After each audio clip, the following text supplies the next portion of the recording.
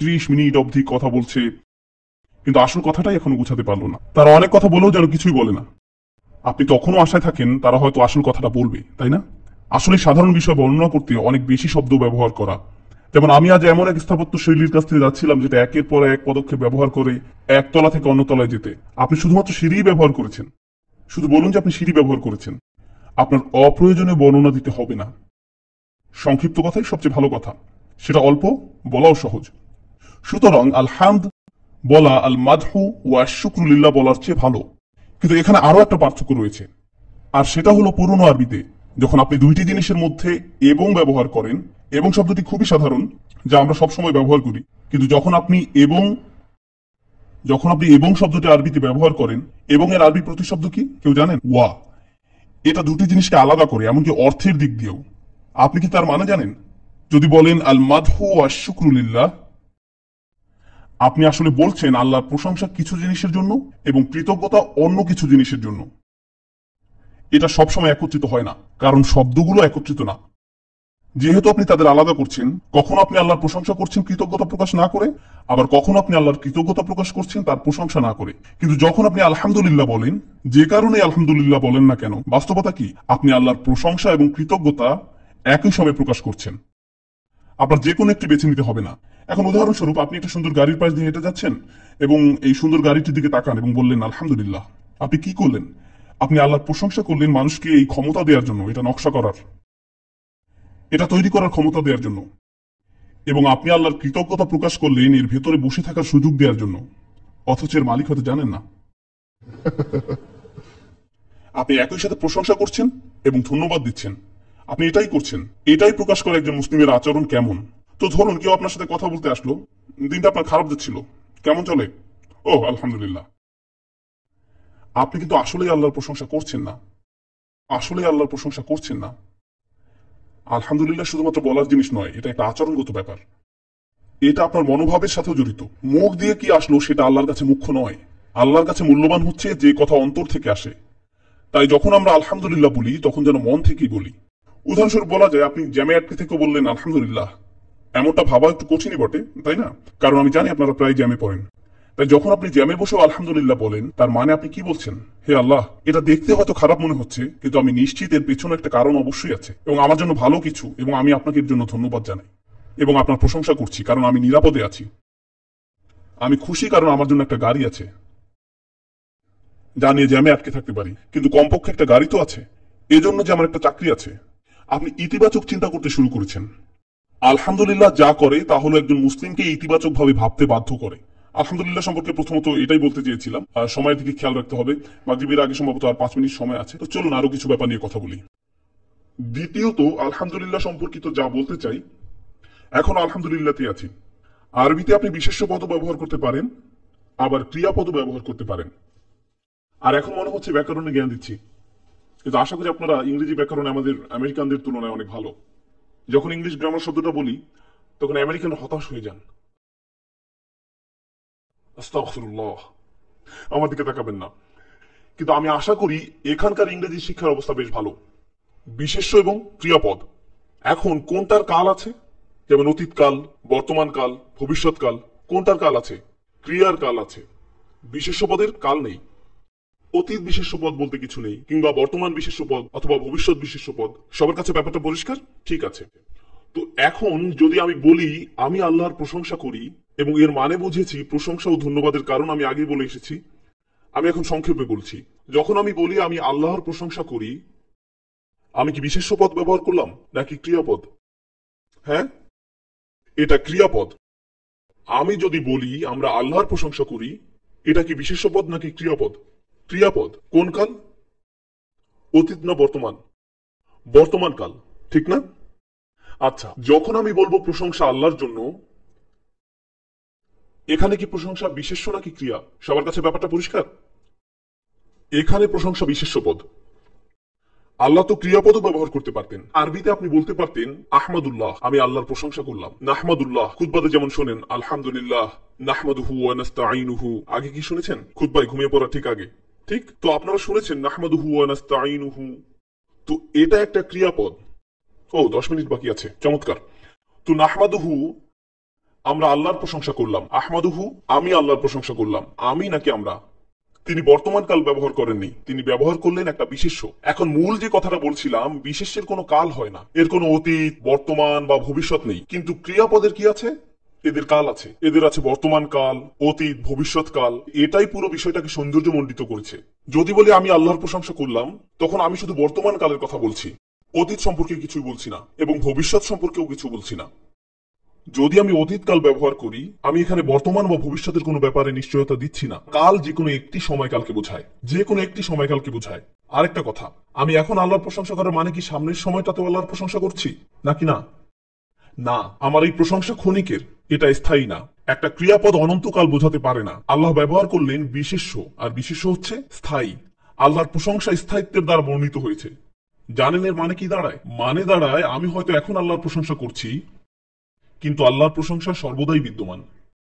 এবং আমি চিরকাল থাকবো না, কিন্তু আল্লাহর প্রশংসা চিরকালই থাকবে। আল্লাহর প্রতি কৃতজ্ঞতা চিরকালই থাকবে। আমার জন্য এটা থেমে থাকবে না। আলহামদুলিল্লাহর বাস্তবতা হলো এটা আমার উপর নির্ভরশীল না, এবং এটাই বিশেষ ক্রিয়ার আলোচনার দ্বিতীয় অংশ। মনোযোগ দিন, আশা করি বিষয়টা বোঝাতে পারবো। যখন ক্রিয়াপদ ব্যবহার করেন, তার মানে ক্রিয়া করার জন্য কাউকে লাগবে, এটাই হচ্ছে কর্তা। এটাকে আরবিতে বলে ফাইল। ক্রিয়ার জন্য কর্তা লাগে। হঠাৎ করে কথার মাঝে আপনি বলে উঠতে পারবেন না পরীক্ষায় ফেল করেছে। কে ফেল করলো? আপনি বলতে পারেন না গায়েব হয়ে গেছে। কে গায়েব হয়ে গেল? ও, আমার কলম, আমার কলম গায়েব হয়ে গেছে। দেখলেন, যখন ক্রিয়া ব্যবহার করবেন তখনই তা করার জন্য কাউকে লাগবে। আপনার একটা কর্তা দরকার, শুধু একটা ক্রিয়া দিয়ে চলবে না। এর কোনো অর্থ দাঁড়ায় না, বরং তা গোলমাল পাকাবে। কিন্তু বিশেষ্য করার জন্য কাউকে লাগে না, বিশেষ্যর কোনো কর্তা লাগে না। বিশেষ্য নিজেই স্বাধীন। একটা আপেল একটা আপেলই, আপনাকে বলতে হবে না সেটা কে খেয়েছে, এমন কোনো প্রয়োজন নেই। এটা একাই যথেষ্ট। যখন আল্লাহ হামদ কথাটা ব্যবহার করলেন, তিনি এটাকে স্বাধীন করে দিলেন। এর কাউকে দরকার নেই। যদি তিনি ক্রিয়া ব্যবহার করতেন, তখন এর কাউকে দরকার ছিল, তাই না? দরকার ছিল এমন কাউকে যে প্রশংসা করবে, হয় আমি অথবা আপনি কিংবা আমরা। কিন্তু আল্লাহ ব্যাপারটাকে কোনো ব্যক্তি কিংবা সত্তার নির্ভরশীলতা থেকে মুক্ত রাখলেন। এটা সবাই বা সবকিছু আল্লাহর প্রশংসা করার চেয়েও অনেক শক্তিশালী। কারণ যদি সবার বা সবকিছুর কথা বলাও থাকতো, তবুও তা বোঝাতো বর্তমানে যারা বা যা কিছু আছে তাদের। কিন্তু আল্লাহ বিষয়টাকে সময় দিয়ে বেঁধে রাখলেন না। যারা প্রশংসা করে বা করবে তাদের দিয়েও না। সুবহানাল্লাহ। আল্লাহ আমাদের আলহামদুলিল্লাহ বলার মুখাপেক্ষী নন।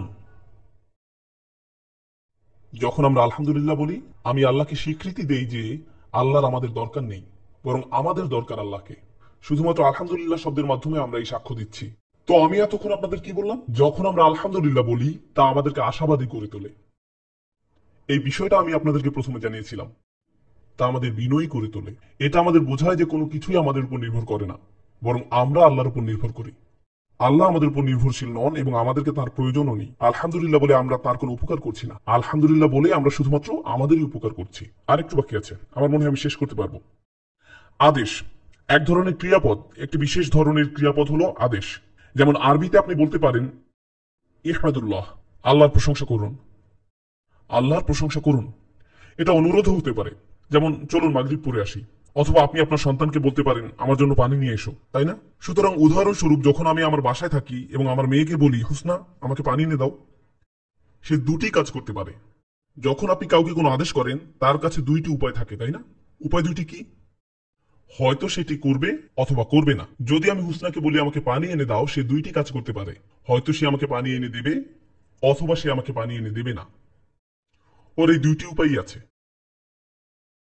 যদি আল্লাহ কাউকে বলেন আল্লাহর প্রশংসা করো, কোন দুইটি জিনিস হতে পারে? কেউ প্রশংসা করবে, কেউ করবে না। কাজে যখন আপনি কাউকে কিছু করতে বলবেন, বল এখন তাদের কোর্টে, এটা তাদের উপর নির্ভর করে, হয়তো তারা এটি করবে অথবা করবে না। আল্লাহ এমন ভাবে প্রশংসা করার ব্যাপারটি বলেননি যে তা আমাদের ইচ্ছার উপর নির্ভর করবে। তিনি আমাদের কোর্টে বল ছেড়ে দেননি। ইচ্ছা হলে করবে, না হলে করবে না, কি বা আসে যায়? এটা আল্লাহরই ছিল। আলহামদুলিল্লাহ এখনো আছে, সব সময়ই থাকবে। এটা চিরকালই থেকে যাবে। মানুষ আসবে যাবে, প্রজন্ম আসবে যাবে, পৃথিবীর পরিবর্তন হবে, আল্লাহর প্রশংসা অপরিবর্তিতই থাকবে। এটাই বাস্তবতা। আমার মনে হয় এই 2 মিনিটই শেষ করতে পারবো। এখানে যতটুকু সম্ভব সংক্ষেপ করব।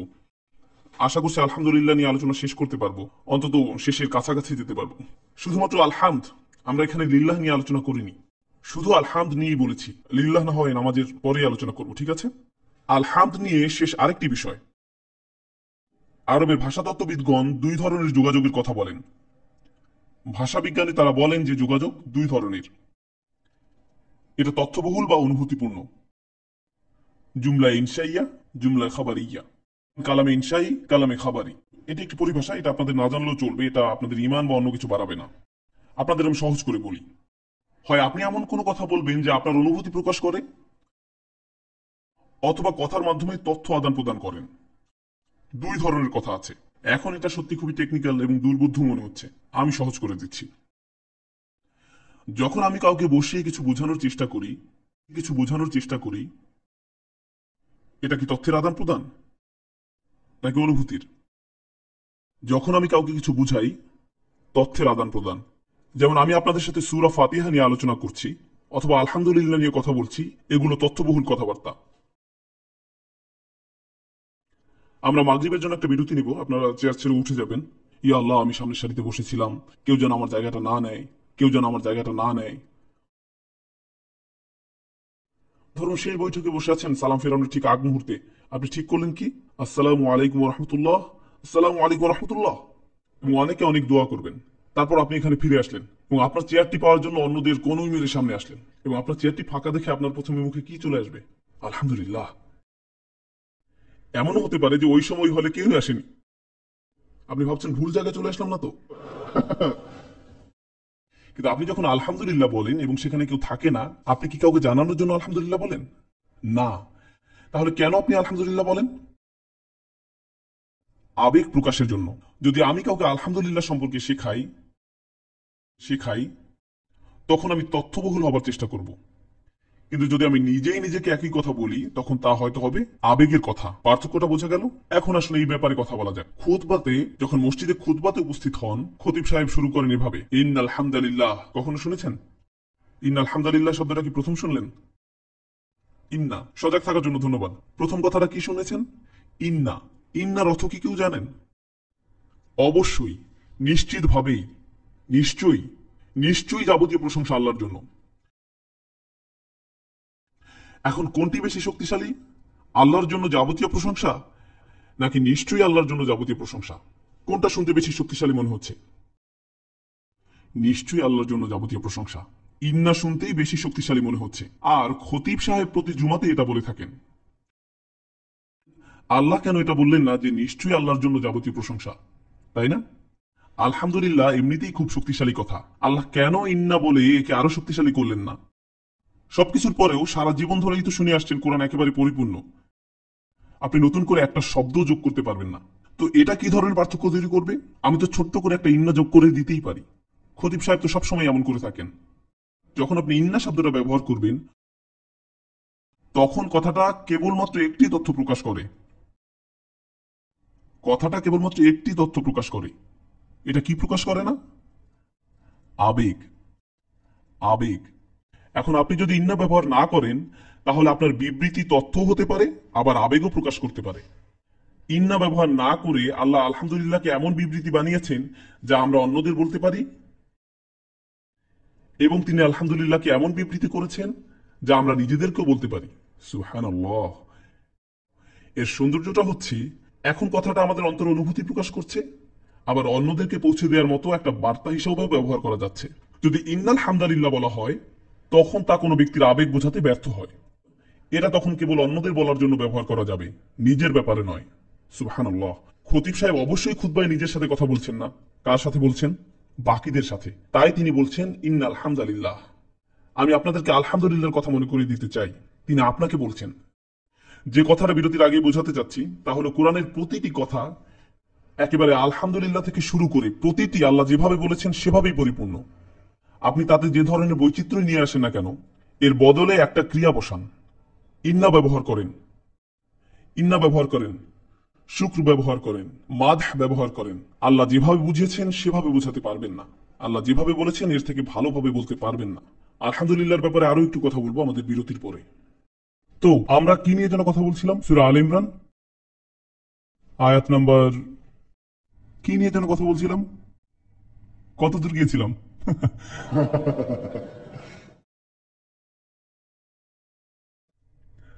তো আপনারা আশা করি ইংরেজি ভাষা সম্পর্কে পরিচিত। আমি দুটি বাক্য বলবো, আপনারা আমাকে বলবেন কোনটা শুনতে স্বাভাবিক লাগছে। আমি দুপুরের খাবার খেয়েছি, এটা প্রথম বাক্য। দ্বিতীয় বাক্য, দুপুরের খাবার আমি খেয়েছি। কোনটা শুনতে আপনাদের স্বাভাবিক লাগছে? আমি দুপুরের খাবার খেয়েছি, ঠিক আছে। তারা স্কুলে গেল, স্কুলে তারা গেল। কোনটা শুনতে স্বাভাবিক মনে হচ্ছে? কোনটা শুনতে স্বাভাবিক মনে হচ্ছে? আমি স্কুলে গিয়েছিলাম, তাই না? কিন্তু যদি আমি বলি স্কুলে তারা গিয়েছিল, আপনি কি তবুও আমার কথা বুঝতে পারবেন? ঠিক আছে, এটা স্বাভাবিক আর অন্যটা অস্বাভাবিক, কিন্তু দুটোই বোঝা যাচ্ছে, তাই না? ঠিক আছে, আসলে ব্যাপারটা এটা নয় যে আমি আপনাদের বোঝাতে যাচ্ছি ইউডাইস্টার ওয়ার্সে কিভাবে কথা বলে, স্ট্রং দ্য ফোর্সেস। কিন্তু আমি আসলে বলতে চাচ্ছি যে আরবিতে মাঝে মধ্যে বাক্যের শব্দক্রম পরিবর্তিত হয় এবং এটা অস্বাভাবিক করে। যখন আপনি ঈদের নামাজে হেঁটে যান, যখন আপনি ঈদের নামাজে গাড়ি চালিয়ে যান, আল্লাহু আকবার লা ইলাহা ইল্লাল্লাহ, আল্লাহু আকবার ওয়া, আমরা কি বলি? লিল্লাহিল হামদ, লিল্লাহি আল হামদ। ফাতিহাতে কি বলেন? আলহামদুলিল্লাহ। শব্দগুলো একই, কিন্তু বলা হয়েছে উল্টো করে। এবং এমনটা শুধু ঈদের নামাজের জন্যই না, কোরআনেও এমনটা আছে। ওয়ালিল্লাহিল হামদ রব্বিস সামাওয়াতি ওয়াল আরদ রব্বিল আলামিন, কোরআনেই আছে। কখনো কখনো আল্লাহ বলেন আলহামদুলিল্লাহ, আসলে আল্লাহ 7 বার বলেছেন আলহামদুলিল্লাহ। এবং কয়েকবার কোরআনেই পাবেন লিল্লাহিল হামদ, লিল্লাহিল হামদ। দুঃখজনক বিষয় হলো এর সবগুলোই একইভাবে অনুবাদ করা হয়,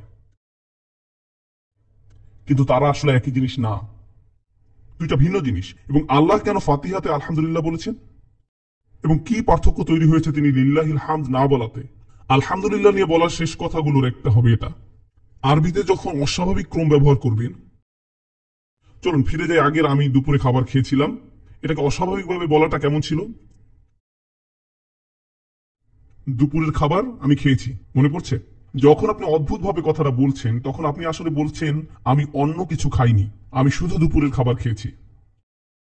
কিন্তু আরবির ক্ষেত্রে অনলি বা শুধু শব্দটা দরকার পড়ে না, তারা শুধু ক্রমটাকে ওলটপালট করে দিলেই তা বোঝা যাবে। যদি আমি বলি তারা স্কুলে গিয়েছে, এটা স্বাভাবিক, কিন্তু যদি বলি স্কুলে তারা গিয়েছে, আমি আরবির দৃষ্টিকোণ থেকে আসলে কি বোঝাচ্ছি? আরবির যুক্তি অনুযায়ী আমি বলছি তারা শুধু স্কুলেই গিয়েছে, তারা সিনেমা হলেও যায়নি, তারা খেলতেও যায়নি, তারা কাজেও যায়নি, তারা শুধু স্কুলেই গিয়েছে, আর কোথাও যায়নি। বোঝা গেল? যখন আপনি ক্রমটা উল্টে দেন, তখন সেটা অর্থের সাথে একটা অতিরিক্ত শব্দ যোগ করে। কোন শব্দটা যোগ করে? শুধুমাত্র। এবং আমি চাই আপনারা এই শব্দটাকে একটু অন্য দিক থেকে ভাবুন, যেন ভালো করে বুঝতে পারেন, ভালো করে বুঝতে পারেন। শিক্ষক হিসাবে আমি একসময় প্রাথমিক স্কুলে পড়াতাম,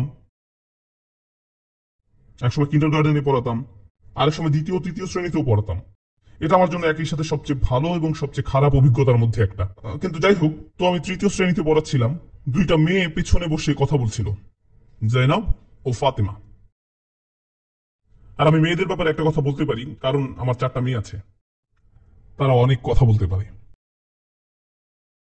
তো পেছনে দুইজন মেয়ে কথা বলছে তো বলছেই, আর আমি বললাম জয়নাব, আর তখন সে বলল শুধু আমি কথা বলছি না। এখন যখন সে বলল শুধু আমি একাই কথা বলছিলাম না, তখন সে আসলে কি বোঝালো? যদি আমি প্রিন্সিপালের অফিসে যাই, তাহলে ফাতেমাকেও যেতে হবে। কিন্তু তাকে পুরো বাক্যটি বলতে হয়নি, সে শুধু কোন শব্দটি কৌশলে ব্যবহার করলো? শুধুমাত্র, অনলি। তাই যদি আপনি শুধু শব্দটাই কৌশলে ব্যবহার করেন, আপনি আসলে দুটি কথা বলছেন একটি কথা বলার মাধ্যমে। এটাই হচ্ছে অনলি শব্দটার মজা। উদাহরণ হিসাবে আমি যদি বলি আমি শুধু সিঙ্গাপুরে আসি নাই, আমি শুধু সিঙ্গাপুরে আসি নাই, আমি কিন্তু বেশি কিছু বলিনি, কিন্তু আপনি বুঝছেন, তাই না? আমি মালয়েশিয়াতেও গিয়েছিলাম, ইত্যাদি। ওকে, আপনি খালি জায়গাটা পূরণ করে নিতে পারেন। এখন আল্লাহ মাঝে মাঝে বলছেন লিল্লাহিল হামদ, হামদ শুধুমাত্র আল্লাহর জন্য, হামদ শুধুমাত্র আল্লাহর জন্য, বাকিটা পূরণ করুন। এখানে আরো আছে, এটা দ্বারা আরো বোঝা যায় হামদ শুধু আল্লাহর জন্য। আমি উত্তরের জন্য অপেক্ষা করব, হয়তো এটা বেমানান দেখাবে, কিন্তু আমার কিছু আসে যায় না। হামদ শুধু আল্লাহর জন্য, খুব ভালো, আর কারোর জন্য না, এটা আর কারোর জন্য না, আর কারোর জন্য না, ফুল স্টপ। যখন আপনি বলেন শুধুমাত্র, তখন আপনি আসলে বলছেন হামদ শুধুমাত্র আল্লাহর জন্য এবং আর কারো জন্য নয়। আল্লাহ বলেননি লিল্লাহিল হামদ ৪৫ নম্বর সূরায়, সূরা জাসিয়া ৪৫ নম্বর সূরার শেষ অংশে। ব্যাপারটা অবিশ্বাস্য যে পুরো ৪৫ নম্বর সূরাটা হচ্ছে শিরকবাদীদের সাথে বিতর্ক। শিরকবাদীদের সাথে বিতর্ক, পুরো সূরাটাই একটা বিতর্ক। এবং এই বিতর্কের শেষে আল্লাহ মুশরিকদের বলছেন এই হামদ শুধুমাত্র আল্লাহর জন্য। তুমি মুশরিকদের কি বলছেন? হামদ শুধুমাত্র আল্লাহর জন্যই, এটা আর কারোর জন্য নয়। অন্যভাবে বললে লিল্লাহিল হামদ ব্যবহার করা হয় এমন কারোর সাথে কথা বলার জন্য যারা আপনার সাথে একমত নয়। যখন মুসলমানরা পরস্পরের সাথে পরস্পর কথা বলে তখন আমরা লিল্লাহিল হামদ বলি না, আমরা কি বলি? আলহামদুলিল্লাহ। কারণ আমাদের মধ্যে সে ধরনের মতভেদ নেই। আপনি কোন মুসলিমকে ভাবে বলেন না এই হামদ শুধুমাত্র আল্লাহর জন্য, বুঝলি? না, আমরা শুধু আলহামদুলিল্লাহ বলি, কারণ লা ইলাহা ইল্লাল্লাহর ব্যাপারে আমরা একমত। তাই এখানে বিতর্কের কোনো দরকার নেই, আমাদের সেই সুর ব্যবহার করার দরকার পড়ে না। তো ব্যাপারটা হচ্ছে এমন, আপনাদেরকে একটা ছোট গল্প বলি। একবার আমি ভ্রমণ করছিলাম, সময়টা ছিল 9/11-এর কিছুদিন পরেই, দেশের অবস্থাও বেশ উত্তেজিত ছিল। আমি লুইজিয়ানাতে গিয়েছিলাম, আপনাদের যেতে সুপারিশ করবো না, কিন্তু আমি গিয়েছিলাম। তো ভ্রমণ করছিলাম, এর মধ্যে আমি একটা গ্যাস স্টেশনে থামলাম, গ্যাস নিচ্ছিলাম। এক লোক আমার দিকে তাকালো, তার সাথে একটা পিক আপ ট্রাক ছিল। পিক আপ ট্রাকের পিছনে সাধারণত শটগান থাকে, আমি জানতাম না। আর সে বলল, ছেলে তুমি কি মুসলিম? আর আমি ভাবছি আমার কি বলা উচিত। আমি যদি বলি না আমি নিউ ইয়র্ক থেকে এসেছি, এটা তাদের জন্য আরো খারাপ শোনাবে। আমি বললাম প্রভুর প্রশংসা, প্রভুর প্রশংসা। আমি যখন বললাম প্রভুর প্রশংসা, তিনি আমিন বলে চলে গেলেন।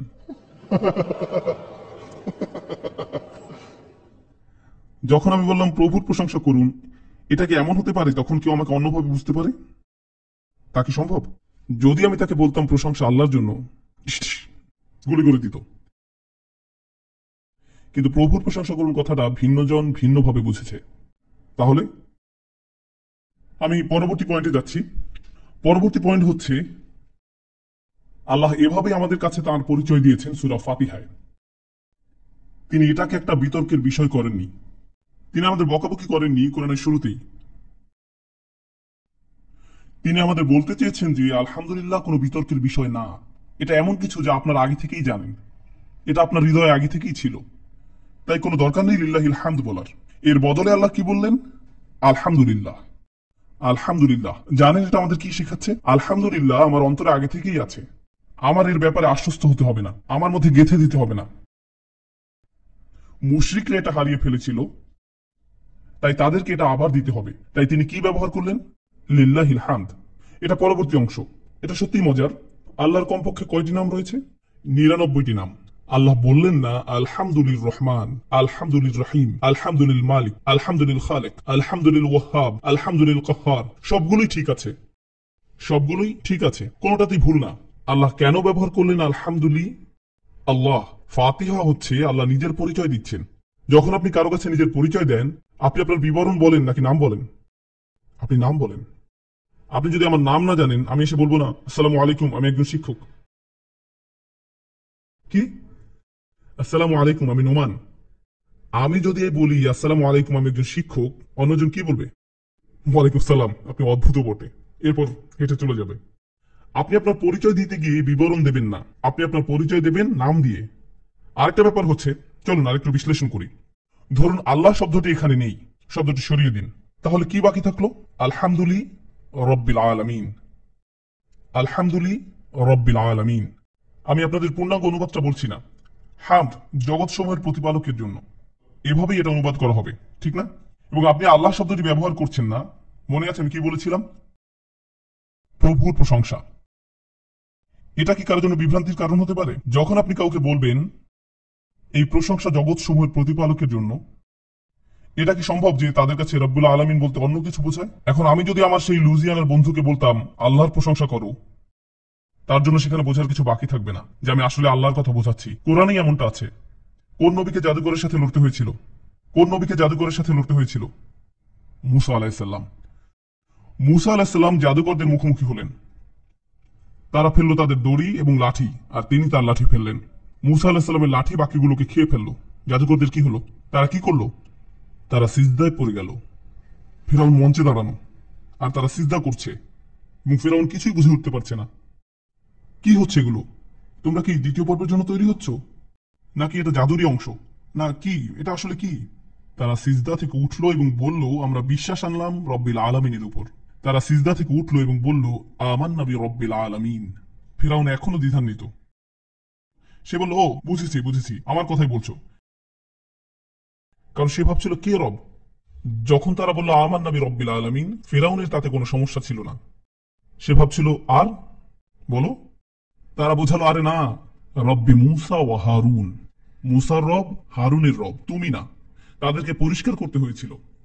যদি তারা শুধু বলতো রব্বিল আলামিন, ফেরাউনের তাতে কোনো সমস্যা ছিল না। বোঝা গেল?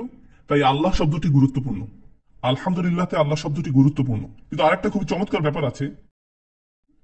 যখন আমি একজন চিত্রকরকে ধন্যবাদ দিই, একটা চিত্রকর্মের দিকে তাকিয়ে কিংবা সে আমাকে একটা ক্যালিগ্রাফি বানিয়ে দেওয়ার কারণে, আমি যদি বলি আপনাকে ধন্যবাদ, আমি আসলে কেন ধন্যবাদ দিলাম তাকে? তার চিত্রকর্মের জন্য। যখন আপনি একজন শিক্ষককে ধন্যবাদ দেন, যেভাবে তারা আপনাকে শিক্ষা দিয়েছেন তার জন্য। যখন আপনি ধন্যবাদ দেন এমন একজনকে যে আপনাকে সাহায্য করেছে, সে আপনার প্রতি যে সাহায্য করেছে তার জন্য। ধন্যবাদ খুবই নির্দিষ্ট, আপনার জন্য যা করা হয়েছে তার জন্য। প্রশংসাও তেমনি খুব নির্দিষ্ট। আপনি একটা পর্বতের সৌন্দর্য প্রশংসা করেন এর সৌন্দর্যের জন্য। আপনি মুক্ত বাতাসের সজীবতার প্রশংসা করেন কারণ আপনি এটা অনুভব করেছেন। কিন্তু আপনি যদি বলেন আলহামদুলিল্লাহ খালেক, ধন্যবাদ সৃষ্টিকর্তার জন্য, তখন আপনি আল্লাহকে শুধুমাত্র যে কারণে প্রশংসা করছেন তা হচ্ছে সৃষ্টি করার জন্য। আপনি যদি বলেন আলহামদুলিল্লাহ হাকিম, প্রশংসা ও ধন্যবাদ মহাপ্রজ্ঞাময়ের জন্য, তখন আপনি আল্লাহর যে গুণটির জন্য প্রশংসা করছেন তা হলো তার প্রজ্ঞা। আমি কি করে আল্লাহর সব ব্যাপারে প্রশংসা করতে পারি এবং আমি কোনো কিছু বাদ দিব না? যে সব বিষয়ে আমি চিন্তা করতে পারি, যেসব বিষয়ে আমি চিন্তা করতে পারি এবং যেসব বিষয় আমার চিন্তার বাইরে, সবকিছু একটা বাক্যতে পাবো, যাতে আমি সত্যিকার অর্থে এক বাক্যে আল্লাহর প্রতি কৃতজ্ঞতা প্রকাশ করতে পারি, যেভাবে তার প্রতি কৃতজ্ঞতা প্রকাশ করা উচিত। আমার হাতে একমাত্র উপায় কি? আলহামদুলিল্লাহ। এটাই একমাত্র উপায়। এগুলো হচ্ছে আলহামদুলিল্লাহর ব্যাপারে অল্প কিছু কথা, যেসব অনুশীলন আপনার সাথে করলাম সেসব ক্লান্তিকর অনুশীলন। সবকিছু দিয়ে আমি শুধু এতটুকুই বোঝাতে চাইলাম যে আলহামদুলিল্লাহ কি, এর বিকল্প কি হতে পারে, কি কারণে বিকল্পগুলো এর মতো অত ভালো নয় ভাবতে পারেন। এরকম অনুশীলন আছে পুরো কোরআন জুড়েই, শব্দের পর শব্দ জুড়ে, শব্দের পর শব্দ জুড়ে। এটা আপনাকে কোরআনকে প্রশংসা করতে বাধ্য করবে। আমাকে সম্প্রতি জিজ্ঞেস করা হয়েছিল ফাতিহাই কেন। আমি বলেছিলাম যদি মুসলিমরা চিন্তার গভীরে যায় ফাতিহা নিয়ে, তা পুরো কোরআনের জন্য তার দ্বার উন্মুক্ত করে দেবে। যখন আমরা ফাতিহাকে কম গুরুত্বপূর্ণ মনে করি, স্বাভাবিকভাবেই আমরা পুরো কোরআনকে কম গুরুত্ব দিয়ে দেখব। যদি আমরা সূরা ফাতিহার গভীরতা এবং এর সৌন্দর্যকে প্রশংসা করতে শুরু করি, তা আমাদের বাকি কোরআনটা জানতে উৎসাহিত করবে। ফাতিহার অর্থ কি? সূচনা।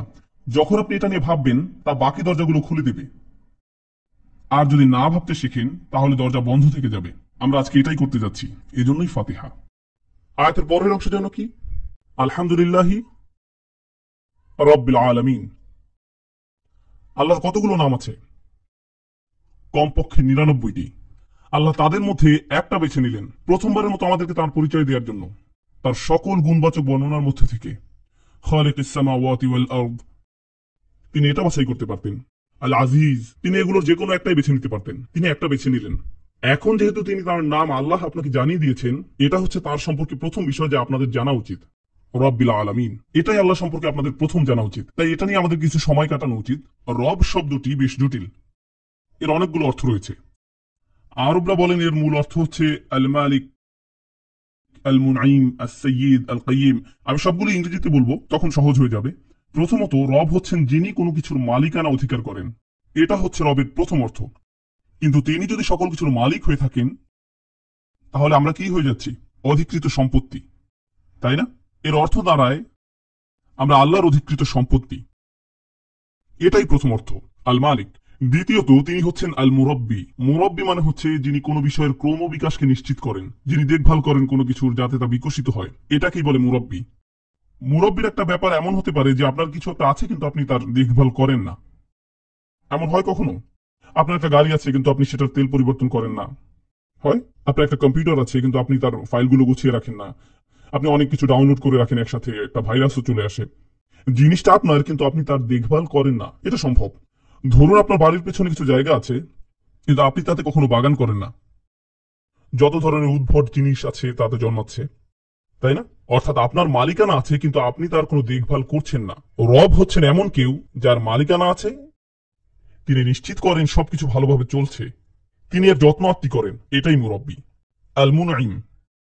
3 নম্বরটা হচ্ছে আপনি কোনো কিছুর মালিক, আপনি এর দেখাশোনা করেন এবং আপনি একে উপহার দিয়ে থাকেন। শুধুমাত্র উদাহরণ দেওয়ার জন্য বলছি। হ্যাঁ, অবশ্যই আমাদের সমাজে এখন আর সেই দাস প্রথা নেই, কিন্তু যদি আপনার একজন কর্মচারী থাকে, কর্মচারী থাকা এক কথা, কর্মচারী দেখাশোনা করা অন্য কথা। আরো পরের কথা হচ্ছে সেই কর্মচারীকে কি দেয়া? উপহার, সুযোগ সুবিধা যা তার প্রাপ্য তারপরেও দিচ্ছেন, আপনি উপহার দিচ্ছেন। যদি আপনি আপনার কর্মচারীদের জন্য এতটুকুই নাই করেন, তাহলে আপনি তো আপনার দাসের সাথে এটা অবশ্যই করবেন না। ধরুন অনেকদিন আগের কোনো এক লোকের কথা, আমাদের মধ্যে এখন আর দাসের ধারণাটা নেই, কিন্তু আমাদের মালিকানাধীন পশুর কথা তো ধরতে পারি। ধরুন কারো একটা ছাগল আছে, আপনি নিশ্চয়ই আপনার ছাগলকে এটা তাই কিনে দেন না, আপনি এটাকে কোনো উপহার দেন না, আপনি শুধু ওর দেখাশোনা করেন। কিন্তু রব হচ্ছেন তিনি যিনি মালিক এবং যিনি উপহার প্রদান করে থাকেন। আপনার এবং আমার কাছে এটার মানে কি, আমি তা নিয়ে একটু পরে বলছি। ওয়াল কাইয়্যিম, এবং যিনি নিশ্চিত করেন তা যেন অক্ষত থাকে, কারণ যদি তিনি দেখাশোনা বন্ধ রাখেন তাহলে তা নষ্ট হয়ে যাবে। আপনাদের কার কার বাগান আছে? সব মিলে? কেউ না?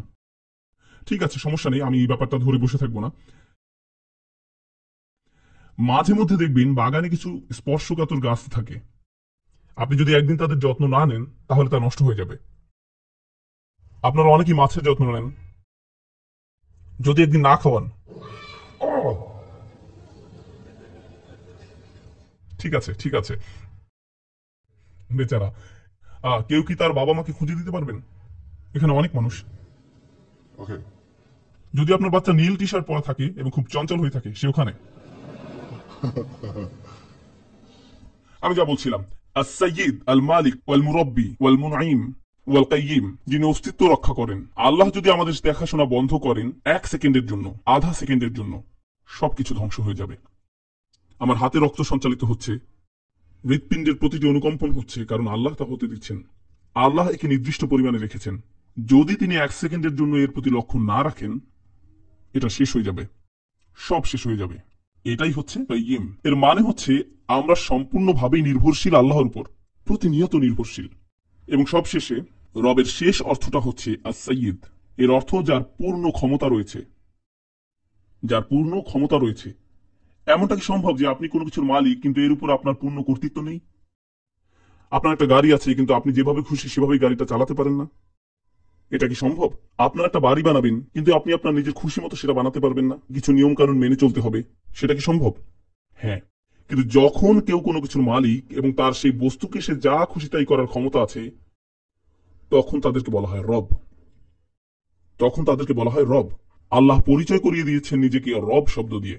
রব হচ্ছেন তিনি যিনি আপনার মালিক, তার মানে হচ্ছে আপনি কোনো কিছুরই মালিক নন। রব হচ্ছেন তিনি যিনি নিশ্চিত করেন আপনার বৃদ্ধি, তিনি আপনার দেখাশোনা করেন। তিনি এমন না যে আপনার মালিক কিন্তু আপনার দেখাশোনা করেন না। রব হচ্ছেন তিনি যিনি আপনাকে উপহারও দেন, যার মানে হচ্ছে প্রথমত আমি কোনো কিছুরই মালিক নই, তার মানে হচ্ছে আমি যা কিছুরই মালিক তার সবই উপহার। আমি আমার হাতের জন্য টাকা দেই না। আপনি আপনার হাত বিক্রি করার জন্য কতটা আগ্রহী? একটা পায়ের জন্য, একটা নাকের জন্য, একটা চোখের জন্য আপনি কত টাকা দিতে রাজি আছেন? সুবহানাল্লাহ, অমূল্য উপহার, তাই না?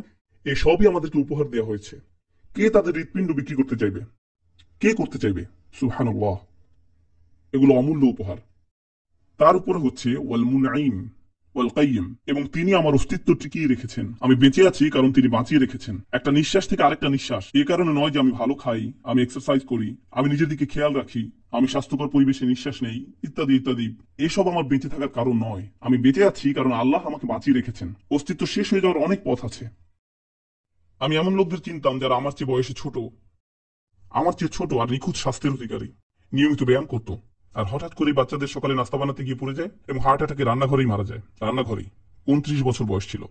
আগে কখনোই হার্ট অ্যাটাক হয়নি, পরিবারের কারোরও ছিল না, কিছুই না। এটা আল্লাহর উপর নির্ভরশীল।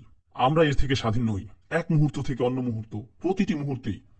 মোট কথা একটা উপলব্ধি যে আমার হাতে আসলে কিছু নেই, পুরোপুরি কর্তৃত্ব হচ্ছে আল্লাহর হাতে। সে সবই আসছে রব শব্দটি থেকে, আল্লাহর হাতে। এই সবই রব শব্দ থেকে এসছে। আপনি জানেন যখন আমি বলবো শিক্ষক, তখন তার সাথে কার সম্পর্ক থাকবে? ছাত্রদের। যখন আমি বলবো বাবা মা, কার সাথে সম্পৃক্ত? বাচ্চা কাচ্চার সাথে। যখন আমি বলবো বস বা চাকুরিদাতার সাথে কার সম্পর্ক? কর্মচারীদের সাথে। এমন কিছু শিরোনাম আছে যাদের সাথে একটা সম্পর্ক থাকবেই। কিন্তু যখন আপনি বলবেন বুদ্ধিমান, এর সাথে কারো সম্পর্ক থাকবে এমন? যখন আপনি বলবেন লম্বা, তার মানে এই না যে এটা কারোর সাথে সম্পৃক্ত। যখন বলেন চাকরিদাতা, তখন তা কার সাথে সম্পর্কিত? কর্মচারীদের সাথে। আল্লাহর কিছু নাম এমন রয়েছে যা কারোর সাথে সম্পর্ক নির্দেশ করে না। আল্লাহ হচ্ছেন জ্ঞানী। জ্ঞানী কথাটা কারোর সাথে সম্পর্ক নির্দেশ করে না। এটা আল্লাহর একটা বর্ণনা, আর এটা কারোর সাথে সম্পর্কিত নয়। কিন্তু যখন আল্লাহ নিজেকে বলেন প্রভু, রব কিংবা এই ধরনের শব্দ, এগুলোর কি কোনো সম্পর্ক তৈরি করা জরুরি? হ্যাঁ, আল্লাহ নিজের পরিচয় দিতে গিয়ে এই বর্ণনাই প্রথম দিয়েছেন। আল্লাহর এই প্রথম বর্ণনাই একটা সম্পর্ক তৈরি করেছে। এখন আল্লাহর সাথে আমাদের অনেক সম্পর্ক। তিনি আমাদের সৃষ্টিকর্তা, আমরা তার সৃষ্টি, তাই না? তিনি আমাদের প্রদান করেন আর আমরা গ্রহীতা, তাই না? আল্লাহ হচ্ছেন শিক্ষক আর আমরা তার ছাত্র। ওকে, আল্লাহর সাথে এগুলো সবই আমাদের সম্পর্ক, কিন্তু আল্লাহ বলেন এই সকল সম্পর্ক পরে। প্রথম যে সম্পর্কটা জানতে হবে, সেই সম্পর্ককে আপনি কখনোই ভুলে যাবেন না, যা সারাটা দিন প্রতিটা সময়ই মনে রাখতে হবে। সেটা কি? তিনি হচ্ছেন রব। আর আপনি আমি কি? আরবিতে আমাদের কি বলা হবে? আপনি জানেন শব্দটা? আব্দ বা দাস। তা আমাদের দাসে পরিণত করে। এখন আমি রব শব্দটা ব্যাখ্যা করছি। আমাদের বুঝতে হবে আব্দ শব্দটা, কারণ এটাই আমাদের সম্পর্ককে পূর্ণতা দিবে, তাই না? আমি আপনাদের আব্দ সম্পর্কে অনেক কথা বলবো না, শুধু একটা কথা বলবো, কারণ আল্লাহ নিজের পরিচয়ের অংশটিতে বলেছেন তিনি হচ্ছেন রব। এখন যা বাকি থাকে তা হচ্ছে আমাদের শেষ কি হবে। তো যখন আপনি ফাতিহাতে আরো সামনে যাবেন, আপনি কি খুঁজে পাবেন? ইয়াকা নাবুদু। আমরা হচ্ছি আব্দ। আমরা ইতিমধ্যেই আপনার আব্দ হয়ে গেছি। আমরা আপনাকে রব হিসাবে স্বীকার করে নিলাম। আমার শিক্ষক ডক্টর আব্দুস সামি বলতেন, তিনি আমাকে প্রশ্ন করতেন। একবার আমরা তার কাছে আরবি পড়ছিলাম, তিনি বললেন, এই আমাকে পুরো কোরআনের সারমর্ম বলো। আমি বললাম, আমি ঠিক বুঝতে পারছি না আপনি কি বলতে চাচ্ছেন। তিনি বললেন, আচ্ছা আমাকে এমন একটা বাক্য বলো যা পুরো কোরআনের সারাংশ। আমি বললাম, ওকে, এবার মনে হচ্ছে পারবো। আল্লাহকে রব হিসাবে মেনে নেয়া এবং নিজেদেরকে আব্দ হিসাবে স্বীকার করা। তিনি বললেন, হ্যাঁ তুমি পেরেছ, আমি তোমাকে কিছু শেখাতে পেরেছি। এটাই এটাই সেই কথা। আল্লাহকে রব হিসাবে মেনে নাও, নিজেকে আব্দ হিসাবে স্বীকার করে নাও। এখন দাস কথাটার মানে কি? যার নিজের কোনো পছন্দ থাকতে পারে না। শেষ কথা হচ্ছে, একজন দাস হচ্ছে যে নিজে নিজের কোনো সিদ্ধান্ত নিতে পারে না, তাদের জন্য সিদ্ধান্ত নিয়ে দেয়া হয়। একটা উদাহরণ দিই, আমাদের তো এখন দাস প্রথা নেই, কিন্তু মনে করুন আছে। ভাবুন আপনাদের একজন আসলেন আর বললেন, এই নোমান, তুমি আমার গোলাম। আমি বললাম, ঠিক আছে চলো, তাহলে এখন থেকে তুমি আমার প্রভু আর আমি তোমার দাস। আর আমি এখন এখানে 10 মিনিট নীরবে বসে আছি। 10 মিনিট নীরবে বসে আছি। তো আপনি কি চাচ্ছেন? কফি কিংবা অন্য কিছু?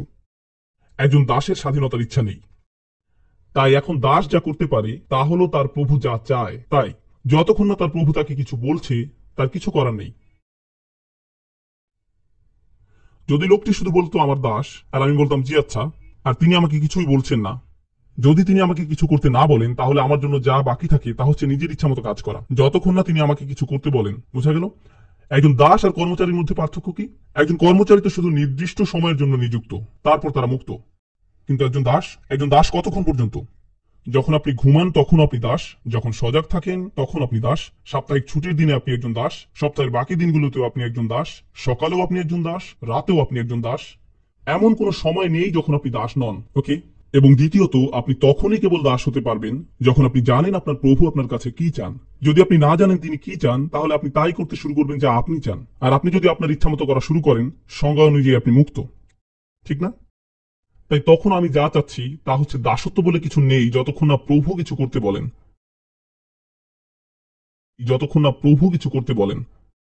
সবার কাছে ব্যাপারটা পরিষ্কার? দাসত্ব বলে কিছু নেই যতক্ষণ না কি হয়, প্রভু নির্দেশনা না দেন। এখন আল্লাহ নিজেকে প্রভু বলছেন, যার মানে আমি দাস। এটা আমাকে ভাবাচ্ছে যে আচ্ছা, তিনি যদি প্রভু হন তবে আমার কি প্রয়োজন? নির্দেশনা। ফাতিহাতে কি আমি কোথাও লক্ষ্য করছি যে আমি নিজেকে দাস বলছি এবং তারপর আমি দিক নির্দেশনা চাচ্ছি? এমন কি হয়েছে? আমরা ফাতিহাতে এমন কি বলি যার মাধ্যমে আমরা আমাদের করণীয় জানতে চাই? ইহদিনাস সিরাতাল মুস্তাকিম, আমাদের পথ দেখান। ঠিক আছে, আমাকে এখন বলুন আমি কি করব। আমি আপনার দাসত্ব মেনে নিয়েছি, এখন আপনি আমাকে বলে দিন আমার করণীয় কি, আমি কোন পথে হাঁটবো। পথ দেখান। প্রভু আর দাসের মধ্যে একটা যৌক্তিক সম্পর্ক রয়েছে, বুঝতে পেরেছেন? এজন্য এই পুরো কোরআনটা কি চমৎকার। আপনারা অসংখ্য জায়গায় লক্ষ্য করবেন আল্লাহ বলছেন রব এবং পথ নির্দেশনার কথা। সাব্বিহ ইসমা রাব্বিকাল আ'লা। আপনি যদি সূরাটা পারেন, সাব্বিহ ইসমা রাব্বিকাল আ'লা আল্লাযী খালাকা ফাসাওয়া ওয়াল্লাযী কদ্দারা ফাহাদা। প্রথম আয়াতটা ছিল রব, এরপর হাদা, পথ নির্দেশনা। আসা ইয়াহদিনি রব্বি লিয়াকরাবা মিন হাযা রাশাদা। রব এবং পথ নির্দেশনা, রব এবং পথ নির্দেশনা, কারণ তারা একে অপরের সাথে সম্পর্কিত। তো প্রথম অংশে আল্লাহ নিজের পরিচয় দিয়েছেন এবং পরবর্তী অংশে আমরা দেখব যে আল্লাহ আযযা ওয়া জাল্লা আমাদের রব তখনই যখন আমরা ওনার নির্দেশনা মেনে নিই। অন্যথায় আপনি হয়তো তাকে মেনে নিয়েছেন আপনার সৃষ্টিকর্তা হিসাবে, তাকে স্রষ্টা হিসাবে হয়তো আপনি মেনে নিয়েছেন, কিন্তু আপনি তাকে আপনার প্রভু হিসাবে মেনে নেননি যতক্ষণ না আপনি তার পথ নির্দেশনা মেনে নিচ্ছেন। এটাই হলো ফাতিহার যৌক্তিক সম্পর্ক। অনেকে এই ব্যাপারটাকে ছোট করে দেখেন, অনেকে আবার দেখেনই না। অনেকে আবার ভেবে বসেন, ও আল্লাহ আমাকে বানিয়েছেন, ভালো, কিন্তু প্রথমে আপনাকে এই বিষয়টি বুঝতে বলছেন না। তিনি আপনাকে বুঝতে বলছেন যে তিনি আপনার রব, তিনি আপনার প্রভু। এটা গেল রবের ব্যাপার। এখন আল আলামিন শব্দটি নিয়ে সংক্ষেপে কিছু কথা বলবো। এর অনুবাদ কিভাবে হবে? রব্বিল আলামিন। কেউ কি জানেন? জোরে বলুন। জগৎ সমূহের প্রভু। এই জগৎ সমূহ শব্দটার সমস্যা হচ্ছে আল আলামিনের খুব একটা ভালো অনুবাদ নয়। জগৎ সমূহ বোঝাতে যে আরবি শব্দ ব্যবহৃত হয় তা হচ্ছে আল আওয়ালিম, আল আওয়ালিম, কিন্তু শব্দটা এখানে আল আলামিন। আপনাদের সাথে আমি খুব বেশি টেকনিক্যাল হচ্ছি না, কারণ আমি যদি আপনাদের সাথে টেকনিক্যাল হই তাহলে পালাতে গিয়ে পার্কিং এ অ্যাক্সিডেন্ট ঘটবে। তাই আমি ব্যাপারটাকে খুব সহজ রাখবো। আলামিন মানে হচ্ছে মানুষ আছে এমন পৃথিবী, মানুষের জগৎ। আল্লাহ এখানে যা বোঝাচ্ছেন তা হচ্ছে ভিন্ন ভিন্ন প্রজন্ম ও জাতি, এটাই আলামিন। এ কারণে আল্লাহ বনী ইসরাঈলদের বলছেন আন্নী ফাদ্দালতুকুম আলাল আলামিন, আমি তোমাদের সম্মানিত করেছি অন্য সকল জাতির উপর। প্রতিটি জাতিকে একটা পৃথিবী বলা হয়েছে। ব্যাপারটা সত্যি চমৎকার। প্রতিটা প্রজন্মকেও আলাদা আলাদা জগৎ বলা হয়েছে। যদি আপনি কখনো কোনো প্রবীণের সাথে কথা বলেন, আপনি যখন ছোট ছিলেন তখন মানুষের জীবনযাত্রা কেমন ছিল, আর তখন তিনি বলা শুরু করবেন, ও সেটা এক ভিন্ন জগৎ। এমনটা শুনেননি কখনো? তখন এটা এক ভিন্ন জগৎ ছিল। আমরা এখানে এসেছি মাত্র, আমরা মালয়েশিয়া এসেছি, আমরা সিঙ্গাপুরে এসেছি, আমরা তাকাই আর মনে হয় এক অন্য দুনিয়া, যার ব্যাপারে আমরা জানতাম না। এমন একটা দুনিয়া যা আমাদের চেনা নয়। আমরা এটাকে অন্য একটা দেশ মনে করছি না, আমরা মনে করছি যেন তা এক অন্য জগৎ। যেমন ধরুন যুক্তরাষ্ট্রের কথা, আমি বেশিরভাগ সময় নিউ ইয়র্কই থাকছি, আর নিউ ইয়র্কে আপনি মানুষজনকে হাই বলতে যাবেন না। একটা কথা, যদি কখনো নিউ ইয়র্কে যান কাউকে হাই বলতে যাবেন না, ঠিক আছে? ব্যাপারটা খুব একটা ভালো হবে না। কেউ আপনার কাছে এসে বলছে, হেই কেমন চলছে, আপনার উচিত হবে একটা পেপার স্প্রে বের করা অথবা দৌড়ে পালানো, হ্যালো বলতে যাবেন না। কিন্তু আবার আমি যখন জর্জিয়ার অ্যাটলান্টাতে আমার বোনের কাছে গিয়েছিলাম তখন আমরা সবাই বলেছিলাম, হেই কেমন চলছে, শুভ সকাল। কিন্তু ব্যাপারটা হলো তারা এমনই, এক অন্য দুনিয়া। আমি ক্যালিফোর্নিয়াতে গেলাম আর দেখলাম সেখানে রাস্তাঘাট খুব পরিষ্কার। আমি এতে তেমন একটা অভ্যস্ত নই। আমি নিউ ইয়র্কে থাকি, সেখানের পাম গাছ আর হাস্যজল মানুষগুলো সবই অন্যরকম। সেই জায়গার সবকিছু এলোমেলো লাগছিল। আমি আমার স্ত্রীকে কল করলাম আর বললাম, এ এক অন্য দুনিয়া, আমি কিছুই বুঝে উঠতে পারছি না। এই জগৎ সমূহ ধারণাটার অর্থ হচ্ছে ভিন্ন সংস্কৃতি, তারা ভিন্ন ভিন্ন সভ্যতা। আর আল্লাহ বলছেন, যে সভ্যতারই হোক, যে সংস্কৃতিরই হোক, আমি তাদের সকলের প্রভু। আলহামদুলিল্লাহি রব্বিল আলামিন। এই আয়াতে আল্লাহ আরো বোঝাচ্ছেন, আল্লাহ হচ্ছেন এসব বিচিত্র সংস্কৃতির স্রষ্টা, আল্লাহ হচ্ছেন এসব বিচিত্র সভ্যতার স্রষ্টা, আল্লাহ হচ্ছেন এই বিচিত্র ভাষার স্রষ্টা, আর তিনি হচ্ছেন এই সব কিছুর প্রভু। তাই আপনাকে বাকিদের মতো হতে হবে না, আপনি আপনার স্বকীয়তা বজায় রাখুন, তাতেই হবে। ইসলাম আমাদের বলে না যে আরবদের মতো হতে হবে। ইসলাম এমনটা চায় না। ইসলাম প্রতিটা সংস্কৃতির প্রতি শ্রদ্ধাশীল, কারণ আল্লাহ বলছেন তিনি কেবলই একটা আলমের রব নন, বরং তিনি রব আল আলামিনের। আল্লাহ আমাদের সত্য পথে সন্ধান দিয়েছেন। তাই যতক্ষণ আপনি সত্য পথের উপর থাকছেন ততক্ষণ আপনি সুখী হতে পারবেন। তা যে সংস্কৃতির হোক, যে সমাজই হোক, কিংবা যে ভাষারই হন না কেন, তারা সকলেই আল্লাহর কাছে সম্মানিত। চমৎকার ব্যাপার, রব্বিল আলামিন। রব্বিল আলামিনের আরেকটা ব্যাপার হচ্ছে আমরা সবাই তার দাস। তার মানে আমাদের সকলের মর্যাদা একই, আর এর অর্থ দাঁড়ায় কোনো জাতি অন্য জাতির উপর শ্রেষ্ঠত্বের দাবিদার নয়। যদি বিশ্ব রব্বিল আলামিনকে জানতো যে সম্মান প্রত্যেক জাতিরই প্রাপ্য, সম্মান প্রত্যেক মানুষেরই প্রাপ্য, এই সকল কারণেই যিনি এই সব কিছুকে একত্রিত করেন তিনিই রব, যিনি সবকিছু দেখাশোনা করেন, তাদের সবাইকে পুরস্কৃত করেন, আবার সকলের উপর কর্তৃত্ব তাঁরই। তাহলে কেন তাদেরকে একে অন্যের সাথে ক্ষমতার জন্য লড়াই করতে হবে? এটাই তো, কি চমৎকার। শুধু আলহামদুলিল্লাহ রব্বিল আলামিন, শুধু এটুকুই। এখন তিনি যেহেতু নিজেকে রব্বুল আলামিন বলছেন, পরবর্তী অংশটা কি আসছে? পরেরটা কি? আর রহমান রহিম। ও, প্রস্তুত থাকেন। এই অংশ শেষে আমি আপনাদের 2 মিনিটের বিরতি দেব, কারণ আপনাদের এগুলো প্রসেস করতে হবে।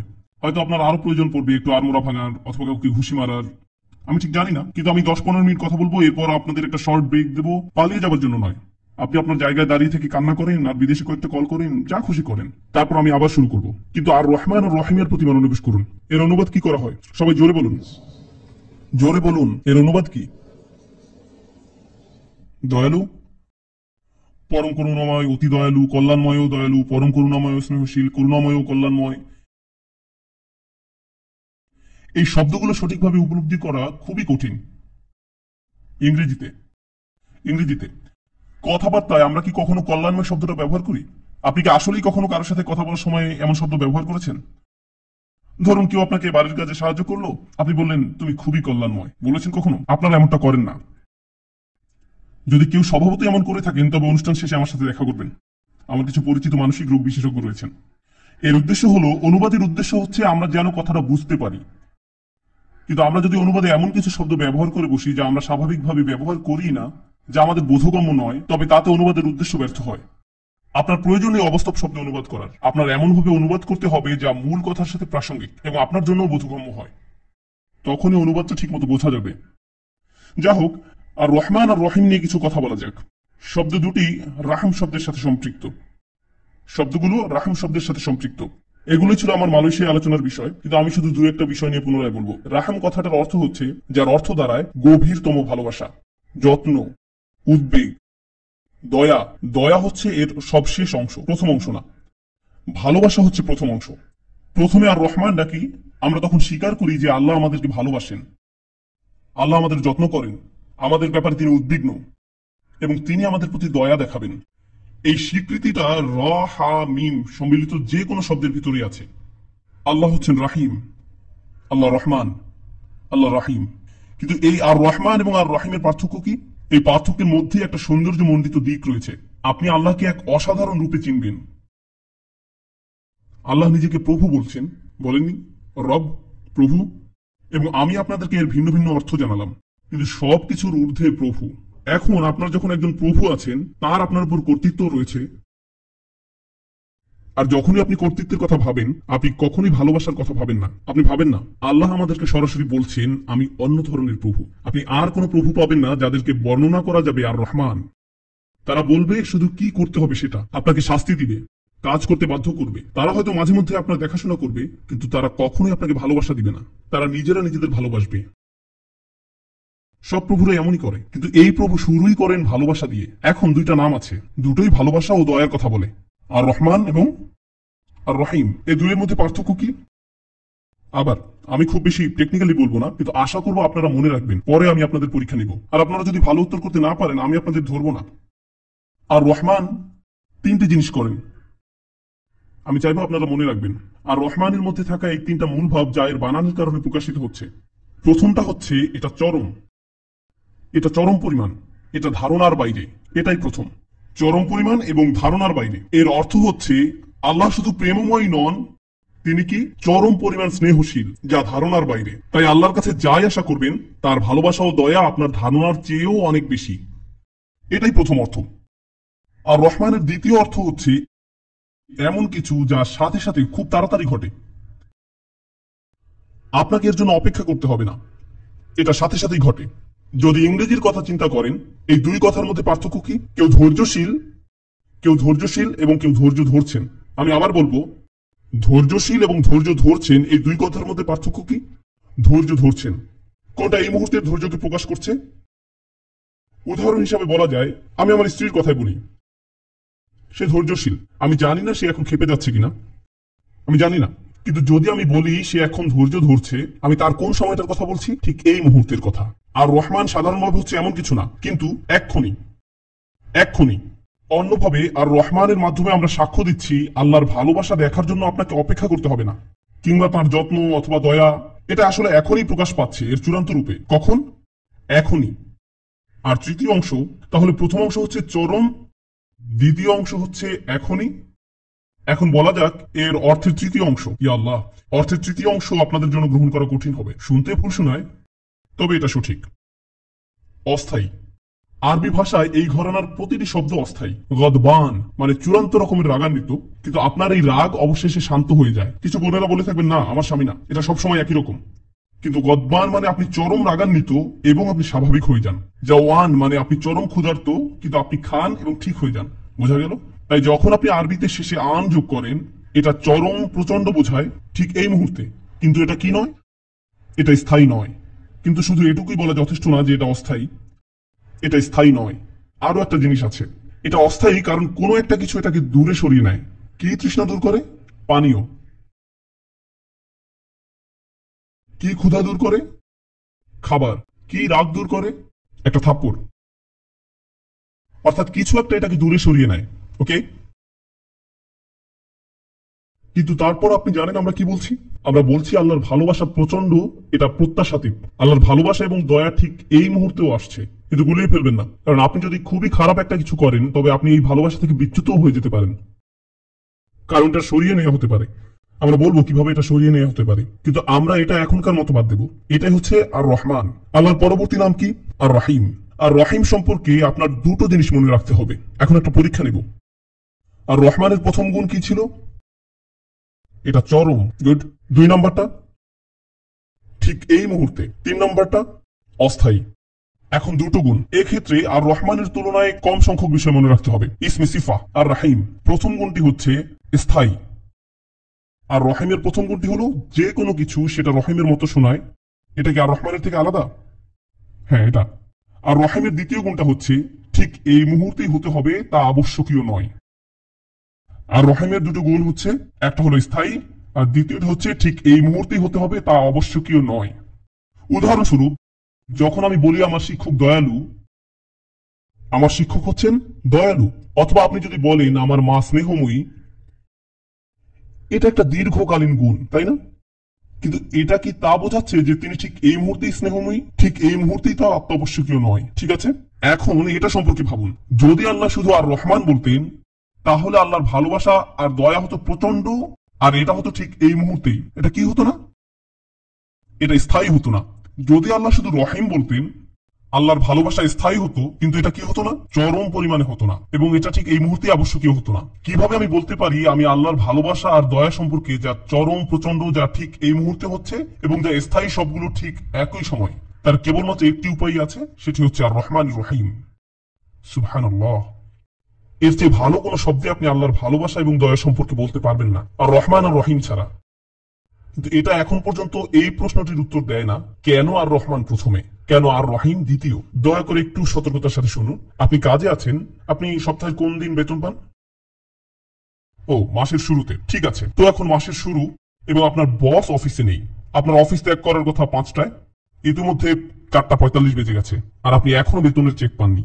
কিন্তু আপনার বেতনের চেকটা খুবই দরকার, কারণ আপনি যে জুতোগুলো দেখে এসেছিলেন তা আপনার কিনতেই হবে। তো আপনার বেতনের চেকটা দরকার, আর আপনি মরিয়া হয়ে উঠছেন। ইতিমধ্যে 4:45 বেজে গেছে, আর আপনার বস অফিসে নেই। কিন্তু আপনার সহকর্মী বলছেন, দুশ্চিন্তা করো না, তিনি নির্ভরযোগ্য, তিনি আসবেন এখানে, শান্ত হোক। এখন 4:48 বাজে, আর আপনার সহকর্মী বলছে, দুশ্চিন্তা করো না, তিনি আসবেন এখানে, তিনি নির্ভরযোগ্য, তিনি নির্ভরযোগ্য। আর আপনিও অনেকটা এরকম। আমি জানি তিনি নির্ভরযোগ্য, কিন্তু তিনি যদি ঠিক এই মুহূর্তে নির্ভরযোগ্য হতেন, আমাকে বলুন না তিনি দায়িত্ববান, নির্ভরযোগ্য, ভালো। আমি এটা শুনতে চাই না, কারণ এটা তার গুণ, কিন্তু এটা এই মুহূর্তে প্রয়োজন হচ্ছে না। যখন আমি বিপদে পড়ি, আমার সাহায্য দরকার হয় কখন? ঠিক সেই মুহূর্তেই। তো আপনি আল্লাহর সেই নামটি চান যা আপনাকে সাহায্য দেবে কখন? প্রথমে ঠিক এই মুহূর্তে, আর তারপরে আপনি অন্য নামটি চান, অন্য নামটি যা আপনার ভবিষ্যতের তত্ত্বাবধান করবে। যখন আল্লাহ বলেন আর রহিম, এটা স্থায়ী, ঠিক, যা ভবিষ্যতের একটা নিশ্চয়তা দেয়। কিন্তু আল্লাহ যখন বলেন আর রহমান, এটা তাৎক্ষণিক, এটা আপনার তাৎক্ষণিক প্রয়োজনের তত্ত্বাবধান করছে। আমি আপনাকে আরেকটা উদাহরণ দিব। আপনি বাসায় যাবেন, আপনি সত্যি অনেক ক্ষুধার্ত, আপনি জানেন আপনি ট্রাফিক জ্যামে আটকা পড়বেন, কেউ আপনার গাড়িকে পাশ কাটিয়ে চলে গেল, আপনি সত্যিকার অর্থে হতাশ।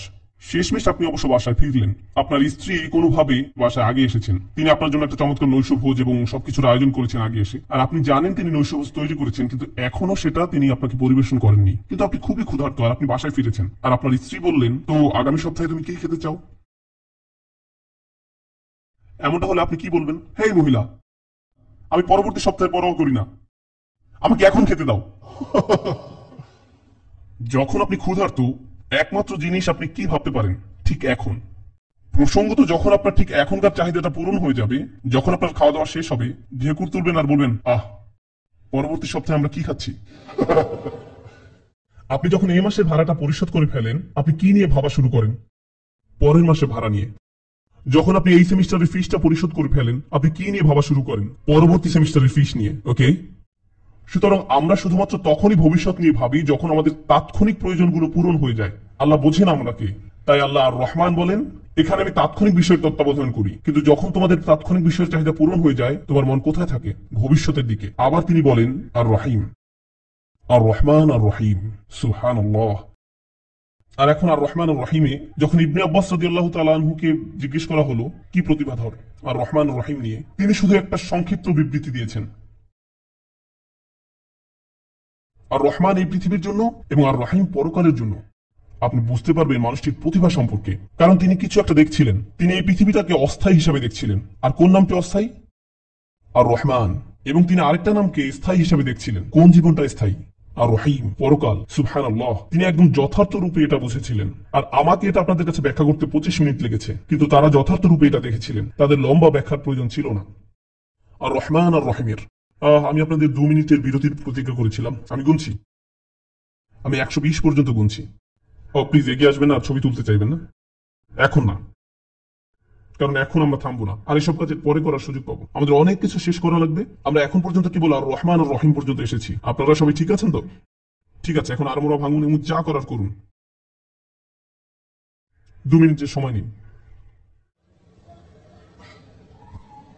I'm just afraid of the loudness. It's too loud. Okay. Alrighty.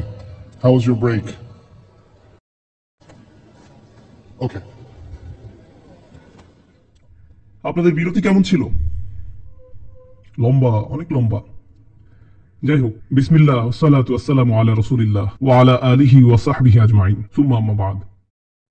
আমরা কি নিয়ে শেষ কথা বলছিলাম? আর রহমান আর রহিম। চলুন আরেকটু আগাই। আমার কর্মজীবনের একটা হাস্যকর উদাহরণ দিই। আমি কি শিখাতাম বলেছিলাম কিনা? ছোটদের স্কুলে পড়াতাম। তো যে স্কুলে আমি কাজ শুরু করেছিলাম, সেখানে আমি সবচেয়ে অল্প বয়স্ক টিচার ছিলাম। অন্য সব টিচাররা ছিলেন আন্টি, আমার থেকে বয়সে অনেক বড়। তারা বাচ্চাদের সাথে খুব শক্ত আচরণ করতেন। তারা এমন ছিলেন যে তারা ক্লাসে ঢুকলে বাচ্চাদের মনে আল্লাহর ভয় ঢুকিয়ে দিতেন। ওকে, এখন আমি তো হাস্যরস প্রিয় একজন মানুষ। তো যখন আমি টিচার হিসাবে চাকরিটা পেলাম, প্রথম দিন আমার ক্লাস শুরু করলাম, আর আমি তাদেরকে জোক শোনাচ্ছি, আজগুবি সব খেলা দেখাচ্ছি, যেমন এক কানে পেন্সিল ঢুকিয়ে আরেক কান দিয়ে বের করা, এই ধরনের দুষ্টামি, তাদের গল্প শোনানো, ইত্যাদি ইত্যাদি। প্রথম দিন আমার এখনো মনে আছে, যখন আমি ক্লাস থেকে চলে যাচ্ছিলাম, সবাই বলে উঠলো, না আপনি যাবেন না। আমি মনে করেছিলাম তারা আমাকে ভালোবাসে, কিন্তু না, আসলে কারণ হচ্ছে আন্টিরা আসছেন। তাও তারা আমার ক্লাস খুবই পছন্দ করতো, কারণ আমি তাদের সাথে এত দুষ্টামি করেছিলাম। আমি ভাবতাম এই টিচাররা এমন জাদ্রিল কেন? বাচ্চাদের ক্লাসে ভালো সময় কাটানোকে কেন তারা তো কঠিন করে তুলেছেন? তারা কেন বাচ্চাদের বন্ধু হতে পারেন না? তো এরপর অন্য অভিজ্ঞ টিচাররা আমাকে জিজ্ঞেস করলো, আজকে আপনার ক্লাস কেমন হলো? আমি বললাম, আমরা এত এত মজা করেছি, আমরা হেসেছি, খেলেছি। তারা বললো, আপনি কিছু পড়াননি? বললাম, না না না, পড়াশোনা পরে করবো, প্রথমে আমি তাদের বন্ধু হতে চাই। তারা সবাই বললো, পরে বুঝবেন। এমন ব্যঙ্গ করে বললো। আর আমি তো ভাবছি, আরে না, এরকম কখনোই হবে না। তারপর কিছুদিন পর আমি আবারও ক্লাসে ঢুকলাম, আর আমি ওদের পড়াতে লাগলাম। কিন্তু ওরা কেউ আর চেয়ারে বসে থাকতে চায় না। আমাদের গল্প বলো, ওই কানের খেলাটা দেখাও। তারা কেউ মারামারি করছে, একজন আরেকজনের পেন্সিল নিয়ে যাচ্ছে, কেউ আঁকাকি করছে। আরেকজন তো, আমার এখনো মনে আছে, পিছনের দেয়ালে গিয়ে নিজের নাম লিখছে, তাও আবার আমার দিকে তাকিয়ে।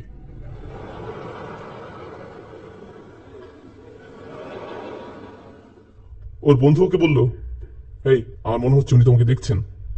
আর সে তখন কি বললো জানেন? কিচ্ছু হবে না, উনি খুব ভালো মানুষ। আর সে লিখেই চললো। তখন আমি একটা জিনিস বুঝতে পারলাম, যখন আপনি শুধু ভালোবাসা, দয়া, ভালোবাসা আর দয়া আর ভালোবাসা আর দয়াই দেখাতে থাকবেন, তখন মানুষের সুযোগ নিতে চাইবে। ওকে, আমি আরেকটা উদাহরণ দিই। এটা কিছুটা হাস্যকর উদাহরণ, কিন্তু তাও এটা ব্যাপারটা বুঝিয়ে দিবে। ধরুন একজন মালিক আর একজন দাস। মালিক বলল, শোনো, তুমি আমার দাস, কিন্তু আমি চাই না যে তুমি সব ধরনের কাজ করো। আমার চাহিদা খুবই অল্প। আমি তোমার থেকে শুধু একটা জিনিস চাই, এই যে একটা দেয়াল, না ঠিক দেয়ালও না, চক দিয়ে টানা একটা রেখা, শুধু এই লাইনের অন্য পাশে যাবে না, এই লাইনের মধ্যে থাকবে। শুধু এই লাইনের বাইরে যাবে না, এই লাইনের ভিতরে যা ইচ্ছা করো, দাগের বাইরে যেও না। আমি শুধু এটাই দাবি করলাম। শুধু এই লাইনের বাইরে যাবে না, এই লাইনের ভিতরে যা ইচ্ছা করো, দাগের বাইরে যেও না। তো সেই দাস তো আসলে মুক্তই, কিন্তু একটা গোলাকার রেখার ভিতরে, ঠিক আছে? সেই গোলাকার রেখাটা ভালোই চওড়া, কয়েক একর। ওকে, তো সে এর ভিতর থেকে যা ইচ্ছা করতে পারে, একদিন সে যাচ্ছে, লাইনের কাজ দিয়ে যাচ্ছে, আর হোঁচট খেয়ে লাইনের অন্য পাশে পড়ে গেল। মালিক কিন্তু সব দেখছেন। তিনি একটা চেয়ার নিয়ে উঠোনে বসে দেখছেন। দাস পড়ে গিয়ে সর্বপ্রথম কোথায় তাকালো? সে তাকালো তার মালিকের দিকে। তার মালিক তাকে দেখছে কিনা। মালিক তো চেয়ারে বসে আছে, ভাবটা এমন যেন কিছুই হয়নি। মালিক কিছুই বলেননি, শুধু সেখানে বসে আছেন। তো দাস উঠে দাঁড়ালো, কাপড় চোপড় ঠিক করলো, এরপর লাইনের ভিতরে চলে গেল। পরদিন দাস লাইনের কাছে, এইবার সে পড়ে যাওয়ার ভান করলো। সে মালিকের দিকে তাকালো, দেখলো যে মালিক এখনো চেয়ারে বসে আছে, আর কিছুই বলছেন না। তারপর দিন সে ভান করাও ছেড়ে দিল। সে এক পা বাইরে দিল এবং দেখলো মালিক কিছুই বলছে না। আরো কিছুদিন পরে সে এক পা ভিতরে আর এক পা বাইরে দিয়ে হাঁটছে। কয়েক মাস পরে সে বেশিরভাগ সময় লাইনের বাইরেই কাটায়। আর একটু পর পর মালিকের দিকে দেখে, হেই কেমন আছেন? মালিক তো ওকে, কোনো সমস্যা নেই, সুখের জীবন কাটাচ্ছে। তারপর একদিন মালিক তাকে ডাকলো, এখানে আসো। সে গেল। মালিক বললেন, মনে আছে প্রথম যেদিন দেখা হয়েছিল আমি তোমাকে বলেছিলাম ওই লাইনের বাইরে যাবে না? সে বলল, ও হ্যাঁ মনে আছে, বলেছিলেন তো। আমার মনে আছে। তিনি বললেন, আচ্ছা, তো তুমি সেই লাইনের বাইরে যাওয়া শুরু করলে। প্রথমবার ভুল করেছিলে, তারপর ভান করলে, কিন্তু আমি জানি ইচ্ছে করে করেছিলে। তারপর তুমি আরো বেশি করে করতে লাগলে। তারপর তুমি বেশিরভাগ সময় লাইনের বাইরেই কাটাতে লাগলে। আর আমি সব লিখে রেখেছি। আমি তোমাকে কিছু বলিনি, কিন্তু লিখে রেখেছি। এই সেই রেকর্ড। তুমি সেই লাইন অতিক্রম করেছো 5680 বার। আর আজ আমি তোমাকে প্রত্যেকবারের জন্য চাবুক পেটা করব। আজকে বলুন তো এটা মানে কি? এটা মানে হচ্ছে মালিক বোঝাচ্ছে তুমি আমার দয়ার সুবিধা নিয়েছো। তুমি ভুলে গিয়েছিলে যে আমার তোমার বিচার করার অধিকার আছে।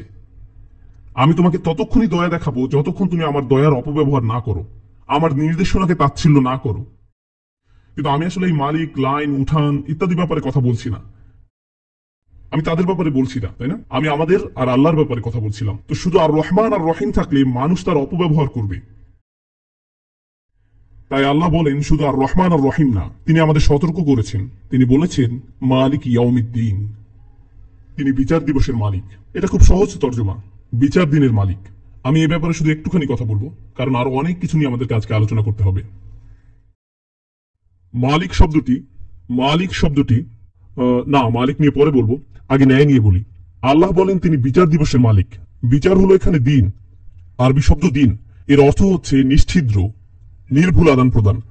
আরবিতে বলা হয় কামা তাদিনু তুদানু, আপনি একজনের সাথে যেভাবে আচরণ করবেন সেও আপনার সাথে সেভাবে আচরণ করবে। তার মানে এই আয়াতের বিষয় হচ্ছে আপনার সাথে সৎ বিচার করা। এই আয়াত থেকে আমরা ইসলামের একটা সুদৃঢ় নিয়ম শিখতে পারি। আমাদের সাথে কিয়ামতের দিন দুইভাবে আচরণ করা হবে। শুধু এই দুইটাই বিকল্প। হয়তো আপনি আল্লাহর ভালোবাসা এবং দয়া পাবেন, অথবা আল্লাহর ন্যায় বিচার পাবেন। আল্লাহ এটা বলেননি যে আপনি হয়তো আল্লাহর দয়া না হয় শাস্তি পাবেন, সেটা না। আল্লাহ বলেননি যে হয়তো আপনি দয়া ও ভালোবাসা পাবেন, না হলে রাগ। ব্যাপারটা এরকম না। আমি বলছি এক পাশে ভালোবাসা ও দয়া, আর অন্য পাশে ন্যায় বিচার। এর মানে আপনাকে বুঝতে হবে। জানেন, আমি যখন আমেরিকায় ঘুরে বেড়াই, আমি কোরআনের আয়াতগুলো নিয়ে নানানভাবে ভাবি। ভ্রমণের সময় আপনারা জানেন সিকিউরিটি চেকের ব্যাপার আছে। 2002-03 এর দিকে আমেরিকান এয়ারপোর্টগুলোতে খুব কড়া সিকিউরিটি ছিল। তো আপনি ওখানে গেলে আপনার জুতা খুলতে বলতো, জ্যাকেট খুলতে বলতো, ইত্যাদি ইত্যাদি সবকিছু তল্লাশি করতো। তো একদিন আমি এয়ারপোর্টে, আর সিকিউরিটি অফিসার যে ছিল তাকে খুব ক্লান্ত দেখাচ্ছিল। সে এরকম করলো। তো আমি গেলাম চৌকার দরজার মতো একটা জিনিস, সেটার ভিতর দিয়ে গেলাম। তারপর সে আমাকে থামালো না। সে বললো না, হে স্যার একটু এদিকে আসুন, আপনার সাথে মুসলিমদের জন্য বরাদ্দকৃত স্পেশাল আচরণটা করি। না, এরকম সে কিছুই করলো না। তো আমি ভাবনায় পড়ে গেলাম, সে আমাকে থামিয়ে এক্সট্রা চেক করলো না। তো আমি ওকে ইঙ্গিত করলাম।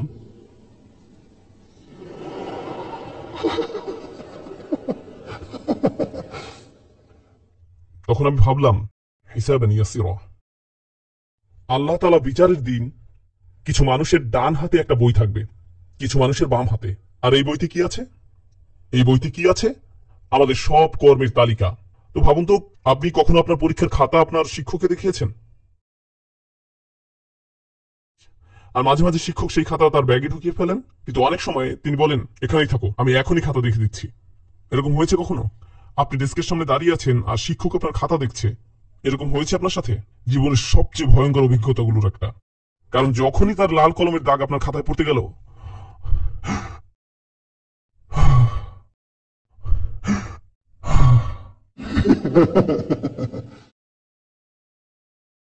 আল্লাহ আজ্জা ওয়া জাল্লা যদি তিনি আপনার বই আপনার ডান হাতেও দেন, আপনার ডান হাতে বই আছে, তার মানে এই না যে আপনি পাশ হয়ে গেছেন।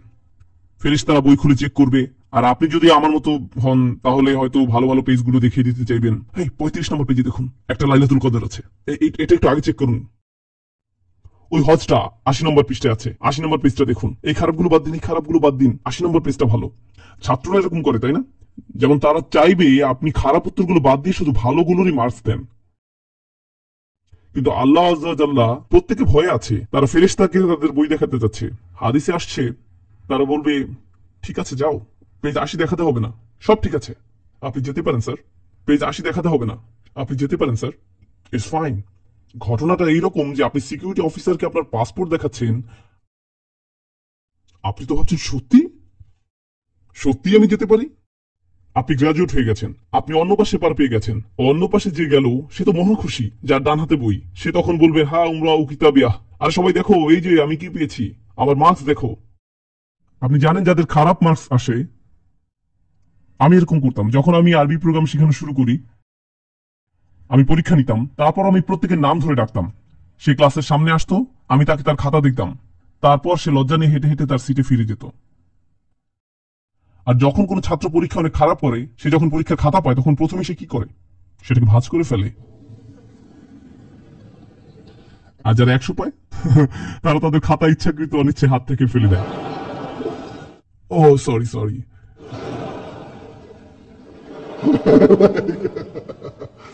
যেই ব্যক্তি কিয়ামতের দিন সিকিউরিটি চেক পার হয়ে যাবে, সে বলবে এই দেখো আমার বই দেখো, ইন্নী জানানতু আন্নী মুলাকিন হিসাবিয়া, আমি জানতাম আমি খুব ভালো রেজাল্ট করব, আমি জানতাম আমি আমার আমলগুলো ফল পাবো। সুবহানাল্লাহ। আর যে বাঁ হাতে বই পেল, কোরআন এটাকে বর্ণনা করে এইভাবে, ওরা আজহারিহি, মানে পিঠের পিছনে। যেমন আপনি খারাপ রিপোর্ট কার্ড পেলেন, কিন্তু আপনি এও জানেন না যে সেটা কত খারাপ, কারণ সেটা আপনার পিঠের পিছনে। আর আপনার পিছনের লোক আপনাকে বলছে হায় হায়, আপনি বলেন কি কি হয়েছে, আমি তো দেখতে পাচ্ছি না। তো তারা তাদের বই দেখালো। এবার কি ফেরেশতারা বলবে না ঠিক আছে তুমি যেতে পারো? না, তারা বইটা খুলবে, প্রত্যেক লাইন পড়বে। আর নবী সাল্লাল্লাহু আলাইহি সাল্লাম বলেন, ইন্নাহু মান সুইলা ইয়াউমাল কিয়ামাতি ফাকাদ হালাকা, যাকে বিচারের দিন প্রশ্ন করা হলো একবারও হোক সে ধ্বংস হয়ে গেল।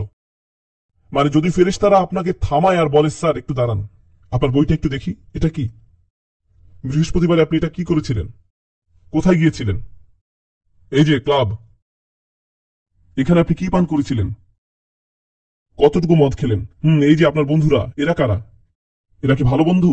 না, রেকর্ড দেখে তো তা মনে হচ্ছে না। কি অবস্থা? সব রেকর্ডে আছে, ভিডিও ফুটেজ সহ। ওয়াজাদু মা আমিলু হাদিরা, তারা যা করেছে সেগুলো তাদের সামনে দাঁড়িয়ে থাকতে দেখবে। সেই রেকর্ড যদি একবার বের করা হয়, কিন্তু সেই রেকর্ড কি অন্যায্য হবে? না। বিচারের দিন এমন কিছু মানুষ থাকবে যাদেরকে আল্লাহ ভালোবাসা দয়া দেখাবেন এবং বলবেন আমি তোমার বই খুলেও দেখব না, তুমি যাও। আর এমনও মানুষ থাকবে যাদের ব্যাপারে আল্লাহ বলবেন ওদের বই খুলো, এবং তারা আল্লাহর বিচার পাবে। তো দুইটা অপশন, হয়তো দয়া নয়তো বিচার। আমরা আল্লাহর দয়া চাই, আমরা তার ভালোবাসা চাই, কিন্তু আমরা এটার অপব্যবহার করি। কিছু মানুষ হারাম উপায়ে টাকা উপার্জন করা শুরু করে, নিঃসন্দেহে এটা খারাপ কাজ। তারা খারাপ মানুষের সাথে মেশে, তারা হারাম খায়, হারাম জিনিস পান করে, তারা হারাম জিনিস দেখে, হারাম জিনিস করে, এবং তারা বলে আল্লাহ স্নেহময় করুণাময় কত ভালো, কোনো ব্যাপার না, আল্লাহ এই ছোট জিনিসকে বড় করে দেখবেন না। এর মানে আপনি আল্লাহর দয়ার অপব্যবহার করার চেষ্টা করছেন। তিনি এটাকে হালকাভাবে নেন না, হালকাভাবে দেখেন না। আল্লাহ দুটো জিনিসের সামঞ্জস্য বজায় রাখেন। একদিকে তার অসীম ভালোবাসা, সেটা সবসময় আপনার জন্য থাকবে, তার দয়া সবসময় আপনার জন্য থাকবে। অন্যদিকে এটা একবারের জন্য ভাববেন না যে আল্লাহর ভালোবাসা ও দয়ার অপব্যবহার করে যা ইচ্ছা তাই করতে পারবেন। কখনো এটা ভাববেন না, কারণ এমন ভাবনা আল্লাহর দয়া থেকে আপনাকে বঞ্চিত করবে। সুবহানাল্লাহ। দুটি জিনিসের সামঞ্জস্য, আর রহমান আর রহিম একদিকে, মালিক ইয়াউমিদ্দিন অন্যদিকে। তো আজকে রাতে আমি আর এই 3 আয়াতের গভীরে যাব না, কিন্তু এটা বলবো এটা এই সেশনে আমার সবচেয়ে প্রিয় জায়গা। এই 3টে আয়াত, আলহামদুলিল্লাহি রাব্বিল আলামিন, আর রহমানির রহিম, আর কি মালিক ইয়াউমিদ্দিন। এই 3টে আয়াত হচ্ছে কোরআনে প্রদত্ত আল্লাহর সবচেয়ে পূর্ণাঙ্গ পরিচয় দানকারী আয়াত। প্রত্যেক মানুষকে তার সৃষ্টিকর্তা সম্পর্কে যা জানতে হবে তা এই 3টে আয়াতে আছে। শুধু এটাই যথেষ্ট, আপনার জন্য এটাই যথেষ্ট। কেউ বলতে পারে তোমার ইসলামে প্রভুর ধারণা কেমন? শুধু ফাতিহার এই 3 আয়াতই উত্তরের জন্য যথেষ্ট। প্রথমত যা তিনি তার ব্যাপারে আমাদের বলছেন তা হচ্ছে তিনি প্রশংসা ও কৃতজ্ঞতার অধিকারী। দ্বিতীয় জিনিস তিনি যা বলছেন তার ব্যাপারে তা হচ্ছে তিনি আমাদের মালিক। আর তৃতীয় জিনিস যা তিনি তার ব্যাপারে বলছেন তা হচ্ছে তিনি অন্য মালিকদের মতো নন। আপনার জন্য তার অসীম ভালোবাসা, অসীম দয়া। এবং শেষ জিনিস যা তিনি নিজের ব্যাপারে বলছেন তা হলো এটা ভাববেন না যে তার অসীম দয়া ও ভালোবাসার অপব্যবহার করতে পারবেন আপনি। তিনি কিছু মানুষের সাথে ন্যায় বিচার করবেন যদি তারা অন্যায় করে থাকে, তারা যদি নিয়মিত তার অবাধ্য হয়। সুবহানাল্লাহ, এটাই যথেষ্ট, এটাই পরিপূর্ণ। কিন্তু সব শেষে আমাদের আল্লাহর সাথে সম্পর্কটা কি? আমি আগেও বলেছি, আমাদের তার সাথে প্রাথমিক সম্পর্ক কি? তিনি আমাদের মালিক আর আমরা তার দাস, এটাই সম্পর্ক। আল্লাহর ব্যাপারে এই প্রাথমিক বিষয় যে বুঝতে পারবে সে অবশ্যই একটা ফলাফল উপলব্ধি করবে, তা হচ্ছে ইয়াকা না'বুদু। এটাই হচ্ছে পরিশেষ, ইয়াকা না'বুদু। শুধু তোমার কাছেই আমরা দাসত্ব স্বীকার করি, ইচ্ছাকৃত দাসত্ব। এখন চলুন দাসত্ব নিয়ে কথা বলি। দাসত্ব কি ইচ্ছাকৃত হয় নাকি জোর দিয়ে করতে হয়? দাসত্ব কি ইচ্ছাকৃত হয় নাকি অনিচ্ছাকৃত? অনিচ্ছাকৃত। কেউ বলবে না আমি অন্যরকম একটা চাকরি খুঁজছি, আমি আমার পায়ে শিকল বাঁধা পছন্দ করি। ওকে, কেউ দাসত্বের চাকরির জন্য অ্যাপ্লাই করে না, ঠিক না? দাসত্ব কখনো ইচ্ছাকৃত ভাবে করা হয় না। আমরা সেই হাস্যকর উদাহরণ দেখতে পারি, আপনি এসে বললেন এই যে আমি আপনার দাস, আমি বললাম চলো কিছু করি, এটা ইচ্ছাকৃত। কিন্তু এটা সাধারণত হয় না। আল্লাহর থেকে বেশি শক্তিশালী কোনো মালিক হতে পারে না। এবং অন্য মালিকদের আরেকটা বিষয় এরকম, সাধারণত দাসরা মালিকদের ভালোবাসে নাকি ঘৃণা করে? ঘৃণা করে। এবং একবার যদি তারা সুযোগ পায় তাহলে কি করে? মুক্ত হতে চায়। এবং যদি তারা মালিকের প্রশংসাও করে তাহলে সেটা কি সত্যি নাকি মিথ্যা প্রশংসা? মিথ্যা প্রশংসা। কিন্তু এই সূরা শুরু হয়েছিল আলহামদুলিল্লাহ দিয়ে। এটা সত্যিকারের আসল প্রশংসা এই মালিকের। এটা কিভাবে সম্ভব? এর কারণ হচ্ছে এই যে এই মালিক আপনাকে দাসত্ব করার জন্য জোর করেন না, আপনাকে এই উপলব্ধি নিজ থেকে করতে হবে। তাই তিনি এটা বলেননি যে উ'বুদুল্লাহ, আল্লাহর দাস হও, বরং আমরা বলি ইয়াকা না'বুদু, আমরা তোমার কাছে নিজেদের দাসত্ব বিসর্জন করলাম। আমরা তৈরি, আমরা নিজ থেকে এটা বেছে নিয়েছি। আমরা ইচ্ছাকৃতভাবে দাসত্ব স্বীকার করছি। চমৎকার ব্যাপার। এই যে ইসলাম ধর্ম আপনাকে ফাতিহাতেই বলে দিচ্ছে তোমাকে এটা বেছে নিতে হবে, তোমাকে এটা বেছে নিতে হবে। কেউ তোমাকে মুসলিম হতে জোর করতে পারবে না, তোমাকে নিজ থেকে আল্লাহর কাছে আসতে হবে। আর কেন আপনার আল্লাহর কাছে আসা উচিত? আপনার আল্লাহর কাছে আসা উচিত সূরা ফাতিহার প্রথম 3 আয়াতের জন্য। এটাই আপনার জন্য যথেষ্ট।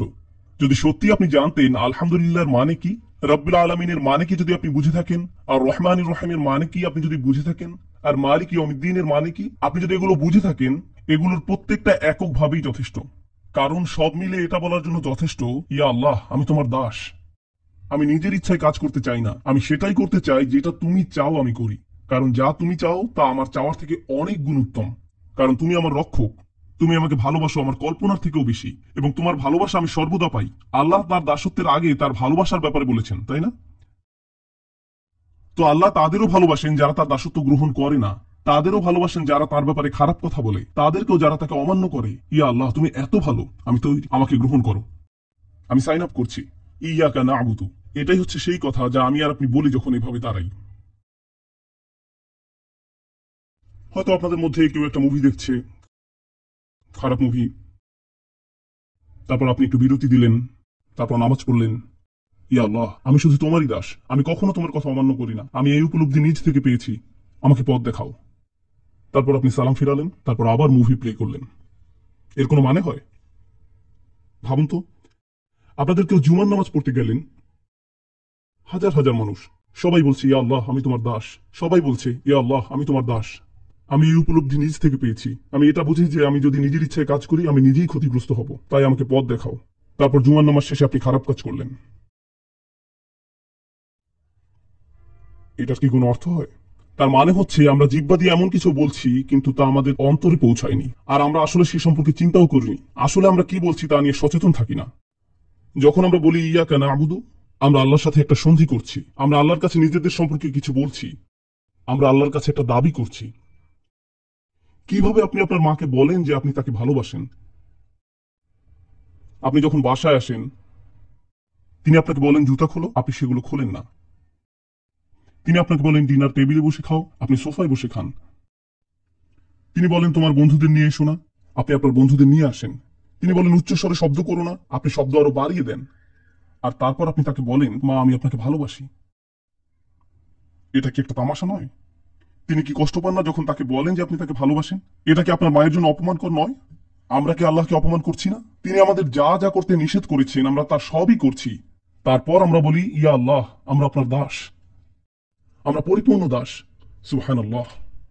ওয়া ইয়াকা নাস্তাঈন, আর শুধু আপনার সাহায্যই আমরা চাই। কোরআনের সবচেয়ে সুন্দর আয়াতগুলোর মধ্যে একটা ইয়াকা নাস্তাঈন।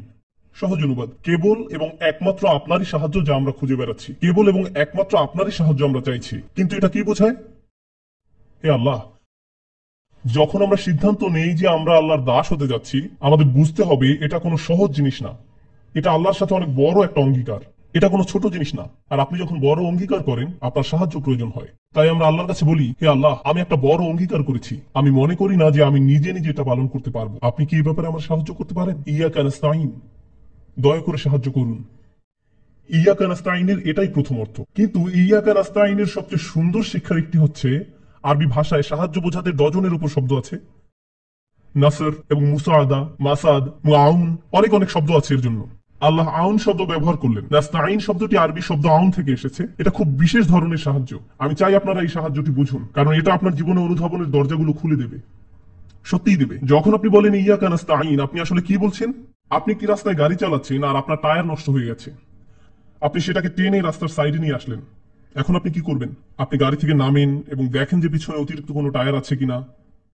আপনি সেটা নেন, গাড়িটা উপরে ওঠানোর জন্য চেষ্টা করেন যাতে করে টায়ারটা লাগাতে পারেন, কিন্তু আপনি গাড়িটা পুরোপুরি তোলার মতো যথেষ্ট শক্তিশালী না। তো যখন কেউ হেঁটে যাচ্ছে আপনি বলেন এই যে আপনি কি আমাকে সাহায্য করতে পারেন, আর তারা আপনাকে সাহায্য করে। এটা হলো ইস্তেআনা। অন্যভাবে বলা যায় ইস্তেআনা হচ্ছে যখন আপনি ইতোমধ্যে চেষ্টা করেছেন, আপনি শেষ করতে পারেননি, তখন আপনি অন্য কারো সাহায্য চান। এটা হলো ইস্তেআনা। ইস্তেআনা এটা নয় যে আপনার গাড়ির টায়ার নষ্ট হয়ে গেছে আর আপনি গাড়িতে বসে আছেন, কেউ পাশ দিয়ে যাচ্ছে, আপনি তখন বললেন হেই আমার গাড়ির টায়ার নষ্ট হয়ে গেছে, আপনি কি সাহায্য করতে পারেন? তিনি বললেন হ্যাঁ ঠিক আছে। তারপর আপনি বললেন এখানে ট্রাঙ্ক খোলার একটা বাটন আছে, বাটন চেপে ট্রাঙ্ক খুলে আপনি কাজ করতে থাকুন আর আমি এখানে বসে সংবাদ শুনছি। এটা ইস্তেআনা নয়, এটা ইস্তেআনা না। কেন না? কারণ ইস্তেআনা দাবি করে প্রথমে আপনি আপনার নিজের জন্য কাজ করছেন, তারপর আপনি কাজ শেষ করতে না পারার কারণে অন্যের সাহায্যের প্রয়োজন হয়। বুঝা গেল? সুতরাং অলস মানুষেরা ইস্তেআনা চাইতে পারেন না। যারা কোনো কাজ করে না তারা এই ধরনের সাহায্য চাইতে পারে না। নাস্তাঈন বলার মাধ্যমে আপনি প্রকৃতপক্ষে আল্লাহকে বলছেন ইয়া আল্লাহ আমি চেষ্টা করেছি, আমি আপনাকে বলছি যে আমি চেষ্টা করেছি, আমি চেষ্টা করেই যাচ্ছি, আপনি দেখতে পাচ্ছেন, আর এখন আপনার সাহায্য প্রয়োজন। তো এই পৃথিবীর কেউ যে আল্লাহর দিকে ফিরে আসে আর বলে কিভাবে সম্ভব যে আপনি আমাকে সাহায্য করেন না? আর মানুষ তা করে, লোকে জিজ্ঞেস করে কিভাবে আল্লাহ আমাকে সাহায্য না করে, আর এমনকি তারা নিজেরাও চেষ্টা করে না, তারা নিজেরা কোনো উদ্যোগ নেয় না, কিন্তু তারা আল্লাহকে দোষারোপ করে যে তাকে সাহায্য কেন করছে না। তারা কেবল তাদের নিজেদেরকে দোষারোপ করতে পারে। এটাই আল্লাহর মূলনীতি। তিনি আপনাকে সাহায্য করবেন যখন আপনি নিজে উদ্যোগ নেওয়া শুরু করবেন। যদি আপনি নিজে নিজে উদ্যোগ না নেন, তিনি আপনাকে সাহায্য করবেন না। দুটো জিনিস আপনাকে এখানে বুঝতে হবে। আমি দুটো সম্পর্কেই বলবো। পৃথিবীতে এমন মানুষ আছে যারা কোনো উদ্যোগ নেয় না, আবার তারপর আল্লাহর কাছে সাহায্য আশা করে। এটা কখনোই আসবে না। সাহাবারা ফিরিস্তাগণ দ্বারা সাহায্য প্রাপ্ত হয়েছিলেন বদরের যুদ্ধে, আপনারা সেটা জানেন। সাহাবারা যুদ্ধে ফিরিস্তাগণ কর্তৃক সাহায্য প্রাপ্ত হয়েছিলেন, কিন্তু সাহাবাদেরকে যুদ্ধে যেতে হয়েছিল, শত্রুপক্ষকে মোকাবেলা করতে হয়েছিল, আর তারপর ফিরিস্তাগণ এসেছিলেন। ফিরিস্তাগণ আগে থেকেই সেখানে অপেক্ষারত ছিলেন না, এই আমরা এখানে 3টা থেকে আছি, তোমরা কোথায় ছিলে? এটা এভাবে ঘটে না। ইব্রাহিম আলাইহিসসালামকে আগুনে নিক্ষিপ্ত হতে হয়েছিল, তারপর এটা শীতল হয়েছিল। বুঝা গেল? আপনাকে প্রথম আপনার অংশটুকু করতে হবে, যতটুকু আপনি পারেন, তারপর আল্লাহ সাহায্য আসবে। এটা নিজে নিজে আসে না। আরেকটা দিক হলো, এমন কিছু মানুষ আছে যারা ভাবে তারা নিজেরাই সব করতে পারে, তাদের আল্লাহ সাহায্য চাওয়ার দরকার নেই। আমি আমার চাকরিটি পেয়েছি কারণ আমি খুবই বুদ্ধিদীপ্ত, আমার খুব সফল একটা ব্যবসা আছে কারণ আমি খুব ভালো কিছু সিদ্ধান্ত নিয়েছিলাম, আমার একটা ভালো ডিগ্রি আছে কারণ আমি খুব চটপটে। আর আমরা ভাবা শুরু করি আমরা এটা পেয়েছি কারণ আমরা এটার যোগ্য দাবিদার। অথবা আমরা নিজেরা এটা অর্জন করেছি। ফাতিহা আমাদেরকে শিক্ষা দিচ্ছে সাফল্য তাই এই জীবনে হলেও দুটো জিনিস থেকে আসে। আপনি নিজে উদ্যোগ নেবেন, তারপর আপনি অন্যের সাহায্য চাইবেন। এবার বলছি নাস্তাইন সম্পর্কে শেষ বিষয়টি। যখন আপনি কারো কাছে সাহায্য চান, এটা সবসময় নির্দিষ্ট।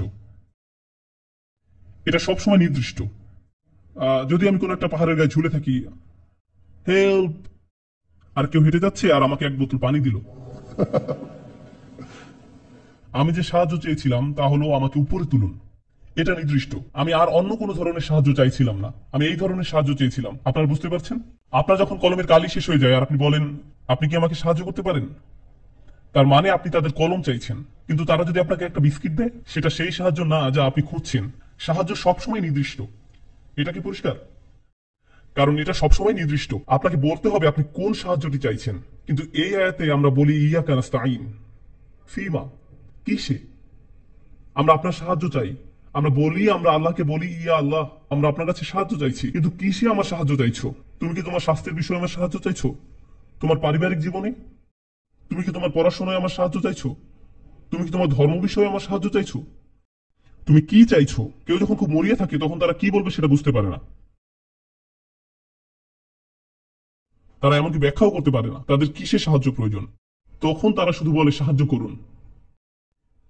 এটা আমরা ফাতিহাতে বলি, হে আল্লাহ সাহায্য করুন। কারণ আমাদের যা যা দরকার তার সংখ্যা অনেক, এমনকি আমরা তার তালিকাও তৈরি করতে পারি না। তাই আমরা শুধু বলি ইয়াকা নাস্তাইন। সুবহানাল্লাহ। ইয়াকা না'বুদু ওয়া ইয়াকা নাস্তাইনের উপর শাইখ আশ-শারাঈ রাহিমাহুল্লাহর একটা সুন্দর কথা আছে, আমার খুবই প্রিয়। তিনি বলেছিলেন, সুবহানাল্লাহ, তিনি বলেছিলেন কেন আল্লাহ ইয়াকা না'বুদু প্রথমে বলেছিলেন আর কেন তিনি ইয়াকা নাস্তাইন দ্বিতীয় বললেন। কি হতো যদি তিনি এটা উল্টো করে দিতেন? কেন আপনি এটা উল্টে দিতে পারেন না, ইয়াকা নাস্তাইন ওয়া ইয়াকা না'বুদু? তিনি বলেন দুটো কারণ আছে কেন আপনাকে এই পৃথিবীতে রাখা হয়েছে, সাহায্য চাইতে নাকি ইবাদত করতে, আল্লাহর দাসত্ব করতে। তাই আমাদের উদ্দেশ্যটা প্রথমে উল্লেখ করে নেওয়া হলো, আর আমাদের এই উদ্দেশ্য সফল করতে হলে আমাদের কি প্রয়োজন তা বলা হয়েছে দ্বিতীয়ত। কিন্তু আরেকটা আছে যেটা আরো বেশি সুন্দর জিনিস, যখন আমরা নিজেদের আল্লাহর কৃতদাসে পরিণত করি, যখন আমরা আল্লাহর ইবাদত করি, এটা আল্লাহর জন্য। যখন আমরা সাহায্য চাই, এটা কার জন্য? আমাদের জন্য। ইয়াকা না'বুদু আল্লাহর জন্য, আর ইয়াকা নাস্তাইন আমাদের জন্য। আপনি আল্লাহর জন্য যেটা চান তা আগে উল্লেখ করা উচিত, আর নিজের জন্য যেটা চান তা পরে উল্লেখ করা উচিত। এটা সুন্দর আচরণের অংশ, এটা ভালো বিনয়। ইয়াকা না'বুদু ওয়া ইয়াকা নাস্তাইন। সুবহানাল্লাহ। আপনারা বুঝতে পেরেছেন? পরবর্তী বিরতির আগে আরো 10 মিনিট আপনারা টিকে থাকবেন তো?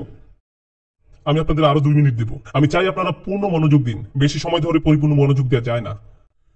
ইহদিনা, আমাদের পরিচালিত করুন, এটা সুন্দর ভাষা। আরবিতে হিদায়া শব্দটি। কেন আমরা পরিচালিত করুন বলছি? কারণ আল্লাহ হচ্ছেন প্রভু, আর আপনারা সে পর্যন্ত কোনো প্রভু থাকতে পারে না যতক্ষণ না তিনি আপনাকে দিক নির্দেশনা দিচ্ছেন। কিভাবে এই সম্পর্কটি শুরু হয়? পথ নির্দেশনা। প্রথম যে ধরনের সাহায্যটা আমার প্রয়োজন তা হলো, ইয়া আল্লাহ বলে দিন কি করতে হবে, আমাকে বলুন কি করতে হবে। এখন আপনি যদি আল্লাহকে জিজ্ঞেস করেন কি করতে হবে, তার মানে হলো আপনি সেটা করতে প্রস্তুত, তাই না? সুতরাং যখন আমরা বলি ইহদিনাস সিরাতাল মুস্তাকিম, আমরা প্রকৃতপক্ষে আল্লাহকে বলছি, ইয়া আল্লাহ আমি আপনাকে মেনে চলতে প্রস্তুত, শুধু আমাকে বলুন আমি সেটা গ্রহণ করব। আপনার উপদেশ আমার প্রয়োজন, আর যখন আপনি আমাকে উপদেশ দেবেন আমি সেটা গ্রহণ করব। আমার কিছু বন্ধু আছে যারা আমার কাছে সব সময় উপদেশ চায়, কিন্তু তারা কখনোই সেটা অনুসরণ করে না। তুমি এটা সম্পর্কে কি ভাবো, তুমি ওটা সম্পর্কে কি ভাবো, আমার কি করা উচিত, আমি তোমাকে 4 বছর ধরে বলছি তোমার কি করা উচিত, তুমি তা করোনি। আপনি এবং আমি আল্লাহর কাছে উপদেশ চাইছি, তার কাছে উপদেশ চেয়ে সে উপদেশ মতো কাজ করা উচিত, অন্তত পক্ষে করার চেষ্টা করা উচিত। এটাই প্রথম বিষয়। দ্বিতীয়ত, হিদায়া শব্দটির সৌন্দর্য নিয়ে আরবিতে আপনি বলতে পারেন আর রুশদ, এটার মানেও পথ নির্দেশনা। আরশিদনা, আমাদের পরিচালিত করুন। ইহদিনা মানেও আমাদের পরিচালিত করুন। পার্থক্য কি তাহলে? হুদা শব্দটি আরবি হাদিয়া থেকে এসেছে। আরবিতে হাদিয়া মানে উপহার। যখন কোন আরব মরুভূমিতে হারিয়ে যায়, তখন তার জন্য সবচেয়ে বড় কোন উপহারটি আপনি তাকে দিতে পারেন? পথ নির্দেশনা। পানিও তো যথেষ্ট না, খাবারও অত ভালো কিছু না, কারণ তার মানে হচ্ছে সে আরো 2 ঘন্টা অন্তত বেঁচে থাকবে, আর সে আরো একদিন বেঁচে থাকবে। কিন্তু মরুভূমিতে আপনার সবচেয়ে বড় যে উপহারটি প্রয়োজন তা হলো পথ নির্দেশনা। এই কারণে তারা বেঁচে থাকা এবং পথ নির্দেশনা একসাথে যুক্ত করেছে। চূড়ান্ত উপহারটি হবে সঠিক পথে নির্দেশনা পাওয়া, বিশেষ করে মরুভূমির জীবনে। আমরা আল্লাহর কাছে চূড়ান্ত উপহার চাইছি। ইহদিনা, আমাদের পরিচালিত করুন। এমনকি আমরা এটাও বলছি না যে আমাকে পরিচালিত করুন, আমরা বলছিলাম পরিচালিত করুন আমাদের। সুতরাং প্রকৃতপক্ষে আমরা পরিবর্তিত হচ্ছি। শুরুতে সবকিছু ব্যক্তিগত ছিল, হামদ ব্যক্তিগত, আল্লাহ আমার প্রভু ব্যক্তিগতভাবে, আল্লাহর দয়া আমার কাছে আসে ব্যক্তিগতভাবে, বিচার দিবসও ব্যক্তি সম্পর্কিত, প্রতিটি ব্যক্তি আলাদাভাবে বিচারের সম্মুখীন হবে। কিন্তু তাৎক্ষণিকভাবে আমরা পরিবর্তিত হয়ে গেলাম কিসে? ইহদিনা। কারণ এ জীবনে আপনি যদি ব্যক্তিগতভাবে আল্লাহর সাথে একটা ভালো সম্পর্ক রক্ষা করতে চান, আপনাকে একটা সম্প্রদায় হিসাবে একসাথে চাইতে হবে, আপনার সাথে অন্যান্য মানুষ থাকতে হবে। পথ নির্দেশনার জন্য আপনার অন্যান্য মানুষও দরকার। আপনি নিজে নিজে এটা করতে পারবেন না। এ কারণে এটা ইহদিনই না, এটা ইহদিনাই হতে হবে। আবার এটা ইয়া নাহদিয়াও নয়, যার মানে হতো শুধুমাত্র আমাদের পরিচালিত করুন, সেটা খারাপ হতো। ইয়া আল্লাহ শুধুমাত্র আমাকে পথ নির্দেশনা দিন, বাকিরা সবাই জাহান্নামে যেতে পারে, কেয়ার করি না। কিন্তু প্রকৃতপক্ষে আমাদের সবাইকে পরিচালিত করুন। পথ নির্দেশনা নিয়ে আমরা আরো কিছুক্ষণ কথা বলবো, আরো একটা বিরতির আগে। এটা ইসলামের খুবই সুন্দর একটা ব্যাপার। যখন আপনি হারিয়ে যান, আপনার নির্দেশনা প্রয়োজন হয়, ঠিক? আর কেউ একজন আপনাকে বলে দেয় 3 কিলোমিটার এইদিকে, 2 কিলোমিটার ওইদিকে। আমি কিলোমিটার ব্যবহার করেছি, মাইল ব্যবহার করিনি। আমি নিজেকে নিয়ে গর্বিত। আপনি বাম দিকে যান, ডান দিকে মোড় নিন, আর আপনি পৌঁছে যাবেন। ওটাই তথ্য, তাই নয় কি? কখনো কখনো পথ নির্দেশনা শুধুই তথ্য, কিন্তু আল্লাহর পথ নির্দেশনা তথ্যের চেয়েও বেশি। আপনার কাউন্সিলরের পথ নির্দেশনা হচ্ছে তথ্য, ট্রাফিক অফিসারের পথ নির্দেশনা হচ্ছে তথ্য, জিপিএস পথ নির্দেশনা হচ্ছে তথ্য, এর সবই তথ্য। কিন্তু আল্লাহর পথ নির্দেশনা তথ্যের চেয়েও বেশি। আল্লাহর পথ নির্দেশনা প্রতিটি মুহূর্তের ব্যক্তিগত পছন্দ অপছন্দের সাথে সম্পৃক্ত। আর আমরা শুধু তথ্য চাইছি না, আমরা সেই শক্তি চাইছি যা দিয়ে আমরা সঠিক সিদ্ধান্তে উপনীত হতে পারি। দুটো ভিন্ন জিনিস। এটা শুধু তথ্য না। কখনো কখনো আমাদের কাছে সব তথ্য থাকে, তবু আমরা ভুল সিদ্ধান্ত নেই, কারণ আমাদের সেই শক্তি থাকে না, সেই ইচ্ছে, সেই প্রতিশ্রুতি, সঠিক মানসিকতা থাকে না সঠিক সিদ্ধান্ত নেবার মতো। মানুষ ভুল করে, আর আপনি বলেন তুমি কি জানো এটা ভুল? হ্যাঁ হ্যাঁ, কিন্তু আমি রেগে গিয়েছিলাম। এই কারণেই আমরা আল্লাহর কাছে পথ নির্দেশনা চাই। প্রসঙ্গত, যদি এটা শুধু তথ্য হতো, যদি পথ নির্দেশনা শুধু তথ্য হতো, কতবার আপনার তথ্য প্রয়োজন হতো? একবার। যদি আপনাকে তথ্যটা দিয়েই দেওয়া হয়, এটা আপনার জন্য আবারও চাওয়ার দরকার নেই। কতবার আমরা আল্লাহর কাছে পথ নির্দেশনা চাই?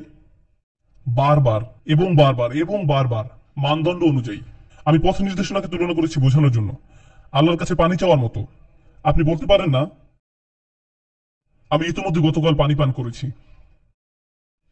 এটা এভাবে কাজ করে না। আপনি যদি বেঁচে থাকতে চান, আপনাকে পানি পান করতে হবে, বারবার এটা পান করতে হবে, এবং সেজন্য কয়েক ঘন্টা পর পর। এটা যেন এমন আল্লাহ আমাদের বলছেন, তোমার শরীরের মতো কয়েক ঘন্টা পর পর এটার পানি প্রয়োজন হয়। তোমার অন্তর কয়েক ঘন্টা পর পর এটার কি প্রয়োজন হয়? পথ নির্দেশনা। আপনার আল্লাহর কাছে ফিরে আসতে হবে এবং আবার বলতে হবে ইহদিনাস সিরাতাল মুস্তাকিম। কয়েক ঘন্টার মধ্যে আপনার জ্বালানি কমে যাচ্ছে। যদি এটা শুধু তথ্য সম্পর্কের হতো, তবে এটা এভাবে পুনরায় বলতে হতো না। আর আমরা অন্য একটা জিনিস শিখছি, এটা এমন কিছু না যে আপনি জমিয়ে রাখতে পারেন, আপনার শরীরের পানির মতো। আপনি এটা জমিয়ে রাখতে পারেন না। একবার আপনি এটা পাওয়া মানে এটা আপনার হয়ে যাওয়া নয়। এটা এক সময় ফুরিয়ে যায়, তারপর আবার গিয়ে আপনাকে ফিরিয়ে নিয়ে আসতে হয়, আবার শেষ হয়ে যায়, আবার আপনার এটা নিতে হয়। কেউ এটা বলতে পারে না আমার এটা আছে, আমার ইতোমধ্যে এটা আছে, আমার আর প্রয়োজন নেই। আপনি এটা করতে পারেন না। এই জন্য আমি পথ নির্দেশনার সাথে কিসের তুলনা করেছিলাম? পানির তৃষ্ণার মতো পথ নির্দেশনাও একটি তৃষ্ণা, এটার মতোই, ঠিক? তাই আমাদের আল্লাহর কাছে বারবার চাইতে হবে। এখন as-সিরাতুল মুস্তাকিম, ইহদিনাস সিরাতাল মুস্তাকিম কি বোঝায়? আমি ছোট 2 মিনিটের বিরতির পর সেটা বলবো ইনশাআল্লাহ, কারণ আবার আমি আপনাদের সতেজ মনোযোগ চাই। তো অন্তত স্ট্রেস করুন, অন্তত এরকম আপনি জানেন, আপনার হাত উপরে তুলুন এবং যা ইচ্ছে করুন, আমি এখানেই আছি। এখন আমি আজ রাতের বক্তৃতায় আমার সবচেয়ে প্রিয় অংশ বলবো। এটা আমি সবার শেষে বলার জন্য রেখে দিয়েছি। ব্যক্তিগতভাবে আমি মনে করি এই ব্যাপারটা সূরা ফাতিহাকে অলৌকিক করে তুলেছে। এটা ফাতিহাকে এত সুন্দর করেছে যে আমি যুক্তি দিয়ে প্রমাণ করতে পারবো না। যদি আমি একজন মুসলিমের মতো নাও ভাবি, যদি আমি একজন অমুসলিমের মতো করেই চিন্তা করি, তবু এটা যুক্তি দিয়ে প্রমাণ করা মুশকিল যে কিভাবে একজন মানুষ এরকম নিখুঁত ভাবে কথা বলতে পারে। একজন মানুষ কি করে এভাবে কথা বলতে পারে? এখন শুনুন, আপনাদেরকে যা বলতে চাচ্ছি মনোযোগ দিন, ওকে? এটাই সম্ভবত সবচেয়ে গুরুত্বপূর্ণ অংশ। ফাতিহাতে দুটো বিষয় আছে, জ্ঞান এবং কাজ। ফাতিহাতে দুটো বিষয় আছে, জ্ঞান এবং কাজ। আলহামদুলিল্লাহি রাব্বিল আলামিন আর রহমানির রহিম মালিক ইয়াউমিদ্দিন, পুরোটাই জ্ঞানের কথা। কার সম্পর্কে জ্ঞান? আল্লাহ সম্পর্কে, তাই না? বুঝা গেল? 3টে আয়াত কি সম্পর্কে? জ্ঞান সম্পর্কে। বিষয়টা সবার কাছে পরিষ্কার তো? যখন আমরা বলি ইয়াকা না'বুদু ওয়া ইয়াকা নাস্তাঈন ইহদিনাস সিরাতাল মুস্তাকিম সিরাতাল্লাযীনা আন'আমতা আলাইহিম গায়রিল মাগদুবি আলাইহিম ওয়ালাদ-দাল্লিন, এই সবগুলো হচ্ছে ক্রিয়া। এই সবগুলো জ্ঞান সম্পর্কে নয়, কি সম্পর্কে? কাজ সম্পর্কে। সূরাটা শুরু হয়েছে জ্ঞান দিয়ে আর শেষ হয়েছে কাজ দিয়ে। আপনারা আছেন তো আমার সাথে? ওকে, এখন এটার তিনটা দিক আছে। কিছু মানুষের জ্ঞান আছে আর তারা এই জ্ঞান অনুযায়ী কাজ করে। যদি আপনার জ্ঞান আপনাকে দিয়ে কাজ করায়, তার মানে আপনি সঠিক পথে আছেন। তাহলে যদি আপনি সোজা পথে থাকতে চান, আপনার কি কি করা দরকার? জ্ঞান এবং কাজ, ঠিক আছে? কিন্তু আরো দুটি বিকল্প পরিস্থিতি তৈরি হতে পারে। কিছু মানুষের জ্ঞান আছে কিন্তু সেটা কাজে পরিণত হয় না। আবার কিছু কিছু মানুষ কাজ করে কিন্তু সেই কাজ সঠিক জ্ঞানের উপর ভিত্তি করে হয় না। এখন আপনার যদি জ্ঞান থাকে কিন্তু আপনি সেই জ্ঞান অনুযায়ী কাজ না করেন, তাহলে আপনি ফাতিহায় উল্লেখিত কোন দলে পড়ছেন? কোন দলে? আল মাগদুবি আলাইহিম। তাদের জ্ঞান আছে কিন্তু জ্ঞানের প্রয়োগ নেই। আবার যদি আপনি কাজ করেন খুব ভালো উদ্দেশ্য নিয়ে কিন্তু ভুল তথ্যের উপর ভিত্তি করে, তাহলে আপনার সেই কাজ অজ্ঞতাপ্রসূত, এটা জ্ঞানের উপর ভিত্তি করে নয়। আদ-দাল্লিন। সূরাটা শুরু হয়েছে জ্ঞান দিয়ে, তারপর কাজ এবং জ্ঞানের কথা একসাথে বলা হয়েছে, তারপর বলা হয়েছে কাজ ছাড়া জ্ঞান এবং জ্ঞান ছাড়া কাজ। এভাবে সূরাটিতে নিখুঁত ভারসাম্য রাখা হয়েছে, উভয় ব্যাপারে নিখুঁত ভারসাম্য। আবার পিছনে যাই, সূরাটি শুরু হয়েছে এভাবে কে কথা বলতে পারে? এত চমৎকার করে কে কথা বলে? আর কোরআন মৌখিকভাবে বর্ণনা করা হয়েছে, এখানে শুধরানোর কোনো ব্যাপার ছিল না। যদি এটাকে অন্যভাবে বলি তাহলে ভালো শোনাবে, এখানে এডিট করার কোনো ব্যবস্থা ছিল না। এখন ভাষাগত দৃষ্টিকোণ থেকে লক্ষ্য করি। আমি জানি আপনারা ভাষা বিজ্ঞানের ছাত্র নন, সম্ভবত আপনাদের বেশিরভাগই না, তাই আপনাদের বোঝার জন্য সহজ করছি। এটা ফাতিহার সবচেয়ে আশ্চর্যজনক ব্যাপারগুলোর একটা। আরবি ভাষায় দু ধরনের বাক্য আছে, ভার্ব বা ক্রিয়ার উপর ভিত্তি করে বাক্য, নাউন বা বিশেষ্যের উপর ভিত্তি করে বাক্য। আজকে আমি ক্রিয়া এবং বিশেষ্য নিয়ে কথা বলছিলাম। বলুন তো কোনটা স্থায়িত্ব বোঝায়? নাউন বা বিশেষ্য। আর কোনটা অস্থায়ী? ক্রিয়া, তাই না? তাহলে আরবিতে দু ধরনের বাক্য আছে, ক্রিয়া ভিত্তিক এবং বিশেষ্য ভিত্তিক। জুমলা ইসমিয়া, জুমলা ফেয়ালিয়া, ঠিক আছে? এখন যখন ক্রিয়া ভিত্তিক বাক্য ব্যবহার করা হয় তখন প্রসঙ্গটি সাধারণত হয় অস্থায়ী, আর যখন বিশেষ্য ভিত্তিক বাক্য ব্যবহার করা হয় তখন প্রসঙ্গটি বা আইডিয়াটি সাধারণত হয় স্থায়ী। এটা অলংকরণের ব্যাপার। ওকে, আমি চাই আপনারা এই কথাটা মাথায় রাখুন। বিশেষ্য বা নাম ভিত্তিক বাক্যগুলো স্থায়িত্ব বোঝায়, আর ক্রিয়া ভিত্তিক বাক্য ক্ষণস্থায়ী সময়কাল বোঝায়। এটা তাদের ভাষাভিত্তিক ব্যাপার। তো এখন ফাতিহাকে তিন ভাগে ভাগ করা যায়। প্রথম আমি বলেছিলাম ফাতিহাতে দুটো বিষয় আছে, জ্ঞান এবং কাজ। এখন আমরা এটাকে আবার তিন ভাগে ভাগ করব। প্রথম অংশ আল্লাহর ব্যাপারে। বলুন তো কোন অংশটি আল্লাহর ব্যাপারে? আলহামদুলিল্লাহি রাব্বিল আলামিন আর রহমানির রহিম মালিক ইয়াউমিদ্দিন, এটা হচ্ছে প্রথম ভাগ। দ্বিতীয় ভাগ হলো আমাদের এবং আল্লাহর মাঝে একটা চুক্তি। চুক্তির একটা অংশ আল্লাহর ব্যাপারে আর একটা অংশ আমাদের ব্যাপারে। ইয়াকা না'বুদু ওয়া ইয়াকা নাস্তাঈন। আর তৃতীয় ভাগটা হচ্ছে আমাদের ব্যাপারে। আমরা একটা জিনিস চাই। এটা কোন ভাগ? ইহদিনাস সিরাতাল মুস্তাকিম সিরাতাল্লাযীনা আন'আমতা আলাইহিম গায়রিল মাগদুবি আলাইহিম ওয়ালাদ-দাল্লিন। তিন ভাগ। প্রথম ভাগ আল্লাহ সম্পর্কে, দ্বিতীয় ভাগ আল্লাহর এবং আমাদের মাঝে চুক্তির ব্যাপারে, তৃতীয় ভাগ হলো আল্লাহর কাছে আমাদের প্রার্থনা। ভাষা বিজ্ঞানের দিক থেকে যদি দেখি এটা একটা অবিশ্বাস্য ব্যাপার।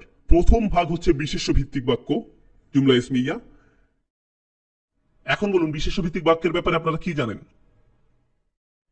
এখানে আল্লাহর ব্যাপারে বলা হচ্ছে, তাই এখানে বিশেষ্য ভিত্তিক বাক্যই প্রয়োজন, কারণ বিশেষ্য ভিত্তিক বাক্য হচ্ছে স্থায়ী এবং আল্লাহও স্থায়ী। তৃতীয় ভাগটি কি সম্পর্কে ছিল? তৃতীয় ভাগ কার ব্যাপারে? দ্বিতীয় ভাগ নয়, তৃতীয় ভাগ আমাদের সম্পর্কে। তাই এটা ক্রিয়া ভিত্তিক বাক্য, জুমলায় ফেয়ালিয়া। আর ক্রিয়া ভিত্তিক বাক্য ভাষা বিজ্ঞান অনুযায়ী কিরকম হয়? অস্থায়ী। ঠিক একইভাবে আমরাও অস্থায়ী। এবার কি বাকি থাকলো? আমি কি বাদ দিয়ে গিয়েছি? প্রথম এবং তৃতীয় ভাগ সম্পর্কে কথা বলেছি, কোন ভাগের ব্যাপারে বলিনি? দ্বিতীয় ভাগ। এখন দ্বিতীয় ভাগটি আশ্চর্যজনক।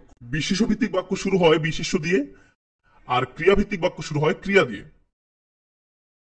আর কখনো কখনো আরবরা অদ্ভুত একটা কাজ করে, তারা ক্রিয়াভিত্তিক বাক্য তৈরি করে যা বিশেষ্য দিয়ে শুরু হয়। যখন কোনো ক্রিয়াভিত্তিক বাক্য তথা জুমলায় ফেলিয়া বিশেষ্য বা ইসিম দিয়ে শুরু হয়, সেই বাক্যকে মিশ্রিত বাক্য বলে। আরবি ব্যাকরণের ভাষায় একে বলা হয় মাফউল বিহি মুকদ্দাম। যাই হোক, মধ্যবর্তী বাক্যটি আসলে বিশেষ্য বা ইসিম দিয়ে শুরু হওয়া একটা ক্রিয়াভিত্তিক বাক্য। এটা দুই ধরনের বাক্যের মিশ্রণ। কারণ মধ্যবর্তী বাক্যটির একটা অংশ হচ্ছে আল্লাহর জন্য, আরেকটা অংশ আমাদের জন্য। ফাতিহার প্রথম অংশ বিশেষ্য ভিত্তিক, কারণ এটা আল্লাহর ব্যাপার। মাঝখানের অংশ মিশ্রিত, কারণ এই অংশে আল্লাহ এবং আমাদের জন্য। আর শেষের অংশটি ক্রিয়া ভিত্তিক, কারণ এটা আমাদের সম্পর্কে। এমনকি ভাষা তত্ত্ব অনুযায়ীও এটা নিখুঁত, একেবারে নিখুঁত। আপনি কোনো অংশ নাড়াতে পারবেন না। আমি আপনাদের নিকট ফাতিহার ভাষাগত দিক নিয়ে কথা বলছি, আবার এর মাঝে আলোচিত বিভিন্ন প্রসঙ্গের বিষয় ভিত্তিক আলোচনা করেছি। এটাই ফাতিহার ভারসাম্য। চলুন পিছনে ফিরে যাই। ফাতিহা, আপনি যদি এর পরিপূর্ণতা সম্পর্কে জানতে চান, এর পরিপূর্ণতা আসে ভারসাম্য থেকে। এটা বিষয়গুলোকে ভারসাম্য দান করে। এটা জ্ঞানের মূলভাবের সাথে কাজের মূলভাবের ভারসাম্য প্রদান করে। এখন আমরা অন্য একটা বিষয় শিখতে যাচ্ছি। এটা প্রকৃতপক্ষে একটা নিখুঁত ব্যাপার। যখন কোনো কিছু ভারসাম্যপূর্ণ থাকে, তার মানে হচ্ছে এটা মাঝখান থেকে ঝুলে আছে। সুতরাং আপনি যদি মাঝখানে একটা কিছু রাখেন, তাহলে অর্ধেক একদিকে থাকবে আর বাকি অর্ধেক আরেক দিকে থাকবে। তো কোন আয়াতটি মাঝখানে আছে? কৌশলী প্রশ্ন। ইয়াকা না'বুদু ওয়া ইয়াকা নাস্তাঈন। ঠিক আছে, এখন ইয়াকা না'বুদু ওয়া ইয়াকা নাস্তাঈন এই আয়াতের ভেতরেই কয়টি অংশ আছে? দুইটি অংশ। প্রথম অংশটি কি? ইয়াকা না'বুদু। দ্বিতীয় অংশটি কি? ওয়া ইয়াকা নাস্তাঈন। এখন লক্ষ্য করুন, ইয়াকা না'বুদু হলো প্রথম অংশের উপসংহার। ইয়াকা না'বুদু প্রথম অংশের উপসংহার। এর দ্বারা আমি কি বোঝাতে চাচ্ছি? আপনি যদি আলহামদুলিল্লাহ রাব্বিল আলামিন আর রহমান আর রহিম মালিক ইয়াউমিদ্দিন সম্পর্কে জেনে থাকেন, তাহলে আপনি কোন উপসংহার পাবেন? ইয়াকা না'বুদু উপসংহার। এটাই আপনার উপসংহার। আমি আল্লাহর দাস হতে চাই, চিনি তাই তার দাস হতে চাই। এখন আয়াতটির দ্বিতীয় অংশ কি? ওয়া ইয়াকা নাস্তাঈন। আল্লাহর নিকট থেকে চূড়ান্ত পর্যায়ে কোন সাহায্যটি আপনি চান? চূড়ান্ত কোন সাহায্যটি আপনি আল্লাহর থেকে পান? তা হচ্ছে তার দেখানো পথ। ওয়া ইয়াকা নাস্তাঈন হলো দ্বিতীয় অংশের সূচনা। ইয়াকা না'বুদু হলো প্রথম অংশের উপসংহার, আর ওয়া ইয়াকা নাস্তাঈন হলো দ্বিতীয় অংশের সূচনা। মধ্যবর্তী আয়াতের বিবেচনায় এই সূরাটি একদম নিখুঁতভাবে ভারসাম্যপূর্ণ। এটা অবিশ্বাস্য, সত্যি বিস্ময়কর। চলুন আবার পেছনে যাই। ফাতিহা আরো কিছু বিষয়কে ভারসাম্য দান করে। আল্লাহর প্রতি আশা আসে আর রহমান রহিম থেকে। কিন্তু আশা যদি অন্ধ হয়, আপনি দায়িত্ব জ্ঞানহীন হয়ে পড়বেন। আর দায়িত্ব কোন আয়াত থেকে আসে? মালিক ইয়াউমিদ্দিন। আল্লাহ আশা এবং দায়িত্ব পালনকে আর রহমান রহিম এবং মালিক ইয়াউমিদ্দিনের মধ্যে ভারসাম্যপূর্ণ করে দিলেন। ঠিক আছে, আরো দুটো ভারসাম্যপূর্ণ বিষয় আছে। আপনি যদি শুধু প্রশংসা করেন, এটা আসল প্রশংসা নাও হতে পারে। আবার আপনি যদি শুধু কৃতজ্ঞতা প্রকাশ করেন, তাতে প্রশংসা অন্তর্ভুক্ত নাও হতে পারে। আলহামদুলিল্লাহ, এটা জ্ঞান এবং কর্মের মাঝে ভারসাম্য দান করে। সিরাতাল মুস্তাকিম, শুধু জ্ঞান কিন্তু কোনো কর্ম নেই। আল মাগদুবি আলাইহিম, শুধু কর্ম আছে কিন্তু জ্ঞান নেই। আদ-দাল্লিন। এই সূরাটির সবকিছুই ভারসাম্যপূর্ণ। একদম শুরুর দিকে তাকান। শুরুটা বলছে রাব্বিল আলামিন, পৃথিবীর সব মানুষ, পৃথিবীর সব জাতি। আর সূরা শেষে এসে আল্লাহ বললেন, গোটা আলামিনের মধ্যে শুধু তিন ধরনের মানুষ আছে। এই আলামিন হবে হয় সিরাতুল মুস্তাকিমের অনুসারীরা, যাদের উপর আল্লাহ নিয়ামত বর্ষণ করেছেন, অথবা তারা হবে আল মাগদুবি আলাইহিম, অথবা হবে আদ-দাল্লিন। পৃথিবীর সব মানুষই এই তিন শ্রেণীর কোন একটিতে পড়ে যায়। পৃথিবীর প্রত্যেকটি মানুষ আল আলামিনের অন্তর্ভুক্ত, যার মানে হলো হয় তারা আল্লাযীনা আনআমতা আলাইহিম, যাদেরকে আল্লাহ নিয়ামত দান করেছেন, অথবা যারা আল্লাহর ক্রোধের শিকার হয়, অথবা যারা এখন বিভ্রান্ত এবং পথভ্রষ্ট। এগুলো হচ্ছে শুধুমাত্র তিনটি শ্রেণী। এটাই শেষের দিকে এসে এভাবে আল আলামিনের বর্ণনা দেয়া হয়েছে। ফাতিহা শুরু হয়েছিল একটা ব্যক্তিগত সম্পর্কের বর্ণনা দিয়ে। আলহামদুলিল্লাহ। হামদ কি দলগতভাবে করা হয় নাকি এটা অন্তরে অনুভব করা হয়? এটা অন্তরে অনুভব করা হয়। এমনকি এই প্রশংসা যদি আপনারা দলগতভাবেও করেন, আল্লাহ এই প্রশংসার ব্যাপারটা কি দলগতভাবে বিচার করবেন নাকি একজন একজন করে? একজন করে। আল্লাহ আমাদের রব ব্যক্তিগতভাবে। এটা কি একটা ব্যক্তিগত সম্পর্ক যে আল্লাহ আমাদের রব? হ্যাঁ, এটা একটা ব্যক্তিগত সম্পর্ক। আল্লাহ রহমান আর রহিম, এটা কি ব্যক্তিগত না দলগত? এটা অবশ্যই একান্ত ব্যক্তিগত। এটা অবশ্যই একান্ত ব্যক্তিগত। আল্লাহ বিচার দিবস আমাদেরকে কি ব্যক্তিগতভাবে নাকি দলগতভাবে বিচার করবেন? কুল্লুহুম আতিহি ইয়াউমাল কিয়ামাতি ফারদা, প্রত্যেকেই কিয়ামতের দিন আল্লাহর কাছে আসবে, একজন মানুষ একবারে। সূরা ফাতিহার শুরু সবকিছু ছিল ব্যক্তিগত, আর যখন আপনি শেষে আসবেন দেখবেন এটা সমষ্টিগতভাবে ভারসাম্যপূর্ণ। ইয়াকা না'বুদু ওয়া ইয়াকা নাস্তাঈন ইহদিনাস সিরাতাল মুস্তাকিম। কোরআন নিজেই পরিপূর্ণ ভারসাম্যপূর্ণ। ফাতিহা হলো প্রথম সূরা। শেষ সূরাটি কি? সমগ্র কোরআনের সর্বশেষ সূরাটি কোনটি? সূরা নাস। কুল আউযু বিরাব্বিন নাস মালিকিন নাস। ফাতিহা একটা ইতিবাচক শব্দ দিয়ে শুরু হয়েছে। এটা শুরু হয়েছে আল হামদ দিয়ে, যা একটা ইতিবাচক শব্দ। আর সূরাতুন নাস শুরু হয়েছে কুল আউযু দিয়ে, যা একটা নেতিবাচক শব্দ, আশ্রয় চাওয়া। পজিটিভ শক্তি বৃদ্ধি, নেগেটিভ শক্তি বৃদ্ধি। ফাতিহা শুরু হয়েছিল একটি বিশেষ্য পদ দিয়ে, আর সূরা নাস শুরু হয়েছে একটি ক্রিয়াপদ দিয়ে। ফাতিহার প্রার্থনা সমষ্টিগত, না'বুদু, নাস্তাঈন, ইহদিনা, আর সূরা নাস এক বচন, কুল আউযু, আমি আশ্রয় চাই, আমরা আশ্রয় চাই নয়। এটাই হচ্ছে স্বাতন্ত্র্য বৈশিষ্ট্য। ফাতিহা বলে দুই ধরনের দল আছে যাদের অন্তর্ভুক্ত হওয়া তোমার উচিত নয়। দুই ধরনের দল আছে যাদের থেকে তোমার দূরে থাকা উচিত। সেই দুই শ্রেণীর দলভুক্ত কারা? তারা হলো আল মাগদুবি আলাইহিম এবং আদ-দাল্লিন। এগুলো হলো দল। এবার আপনি যদি সূরা নাসে ফিরে যান তাহলে দেখবেন এখানেও দুই ধরনের খারাপ প্রভাবের কথা বলা হয়েছে, কিন্তু সেগুলো ব্যক্তিগত খারাপ প্রভাব। আল্লাযী ইউওয়াসউইসু ফি সুদুরিন নাস মিনাল জিন্নাতি ওয়ান নাস, জিন এবং মানুষ থেকে। সুবহানাল্লাহ। এখন এক মিনিট। কুল আউযু বি, শেষ করুন। কুল আউযু বি রব্বিন নাস, আলহামদুলিল্লাহি রব্বিল আলামিন। রব্বিন নাস, রব্বিল আলামিন। তিনি বলেন মালিকিন নাস। মালিকিন নাস ফাতিহাতে আমরা কি পড়ি? মালিক ইয়াউমিদ্দিন। তিনি বলেন ইলাহিন নাস, আর প্রসঙ্গত ইলাহ মানে আপনি যার ইবাদত করেন। আর সূরা ফাতিহাতে আমরা কি বলি? ইয়াকা না'বুদু, আমরা আপনার ইবাদত করি। পুরো ব্যাপারটাই ভারসাম্যপূর্ণ। এটাই ফাতিহা। এটাই ফাতিহা। ফাতিহা নিজেই যথেষ্ট। শেষ একটা জিনিস আমি শেয়ার করছি, আর কোনো বিরতি না, সরি। আমার শুধু 10 মিনিট সময় দরকার শেষ এই বিষয়টার জন্য। এটাই ফাতিহা সম্পর্কিত শেষ বিষয় যা আমি আপনাদের সাথে শেয়ার করছি। এই ভারসাম্যগুলো সবগুলোই আমার কাছে অবিশ্বাস্য, কিন্তু এই শেষটি এটা সবগুলোর উপরে, এটা সবগুলোর উপরে। আমি আপনাদের 4 ধরনের দ্বন্দ্ব নিয়ে কথা বলতে চাই। 4 ধরনের দ্বন্দ্ব আছে, 4 ধরনের যুদ্ধ, 4 ধরনের লড়াই এবং দ্বন্দ্ব। প্রথম দ্বন্দ্বটি আমার শরীর আর আত্মার মধ্যে। আমার অন্তর, আমার অন্তর যা আল্লাহর দিকে ফিরতে চায়, আর সে অন্তর যা দুনিয়ার জিনিস চায়। আমার ভিতরে একটা যুদ্ধ আছে, আপনার ভিতরেও একটা যুদ্ধ আছে। আমাদের মধ্যে এমন কেউ নেই যার মধ্যে এই যুদ্ধটি নেই। আধ্যাত্মিক তৃষ্ণা আছে, আবার জাগতিক তৃষ্ণাও আছে। জান্নাতের সৌন্দর্যের আকাঙ্ক্ষা আছে, আবার পার্থিব সৌন্দর্যের আকাঙ্ক্ষাও আছে। আপনি এটাকে পুরোপুরি দমন করতে পারবেন না, আর এ দুটোর মাঝে একটা দ্বন্দ্ব আছে। এটাই প্রথম যুদ্ধ। দ্বিতীয় লড়াইটি পুরুষ এবং নারীর মাঝে। তাদের একে অন্যের সাথে বসবাস করতে হয়, একে অন্যকে ঘৃণাও করে। এই ভালোবাসা ও ঘৃণার সম্পর্ক একটা চলমান সংগ্রাম। পুরুষের কি কি অধিকার আছে, নারীর কি কি অধিকার আছে। আপনি যদি নারীদের সেই সিদ্ধান্ত নিতে দেন যে নারীদের কি কি অধিকার আছে, তারা শেষ করবে জুলুম করে। আপনি যদি পুরুষদের সিদ্ধান্ত নিতে দেন যে পুরুষ এবং নারীর কি কি অধিকার আছে, তারা শেষ করবে জুলুম করে নারীদের। এটা একটা চলমান যুদ্ধ। একটা উদাহরণ দিই। আপনি বিবাহ বিচ্ছেদের কোর্ট সম্পর্কে জানেন।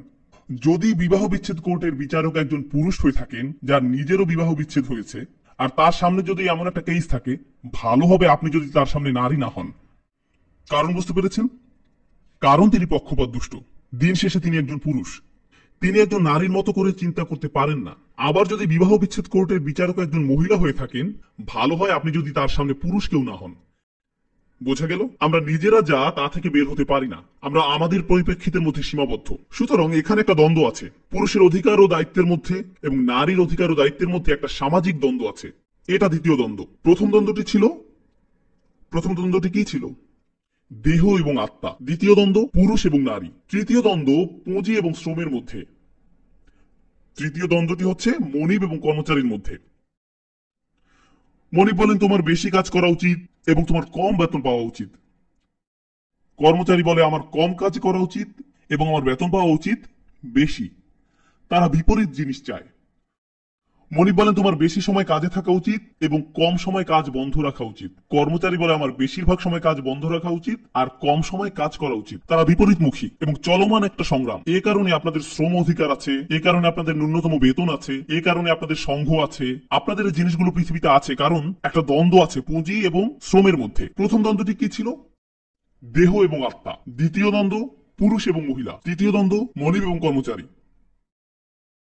শেষ দ্বন্দ্ব সরকার এবং জনগণ। এটা ব্যাপার না যে আপনি কোথায় আছেন, সরকার আপনার কাছে আরো কর চাইবে, আরো কর্তৃত্ব চাইবে, আরো নিয়ন্ত্রণ চাইবে, আর জনগণ চাইবে আরো স্বাধীনতা। আপনি যদি সরকারকে সব সিদ্ধান্ত নিতে দেন সেটা স্বৈরতন্ত্র হয়ে যাবে, আর যদি আপনি জনগণকে সব সিদ্ধান্ত নিতে দেন এটা একটা বিশৃঙ্খলা হয়ে যাবে। এখানে একটা ভারসাম্য থাকতে হবে, ভারসাম্য আনতে হবে। আর আপনি জানেন সেই ভারসাম্য খোঁজাকে আমরা বলি ন্যায় বিচারের জন্য লড়াই। হ্যাঁ, আমরা এটাকে ন্যায় বিচারের জন্য লড়াই বলি। এটা এক ধরনের রাজনৈতিক ন্যায় বিচার, ঠিক আছে? সরকার এবং জনগণের মাঝে ভারসাম্য খোঁজা, মনিব এবং কর্মচারীর মাঝে ভারসাম্য খোঁজা, পুরুষ এবং নারীর মাঝে ভারসাম্য খোঁজা। এখন বিষয়টা হলো, এসব দ্বন্দ্বে কে সিদ্ধান্ত নেবে যে কোনটা ন্যায্য? এটাই শেষ চমক ফাতিহার। ফাতিহার শেষ নির্দেশনা। দিন শেষে একজন মানুষ হয় পুরুষ হবে নয়তো নারী। তার মানে তারা হয় পুরুষের মতো করে চিন্তা করবে অথবা নারীদের মতো।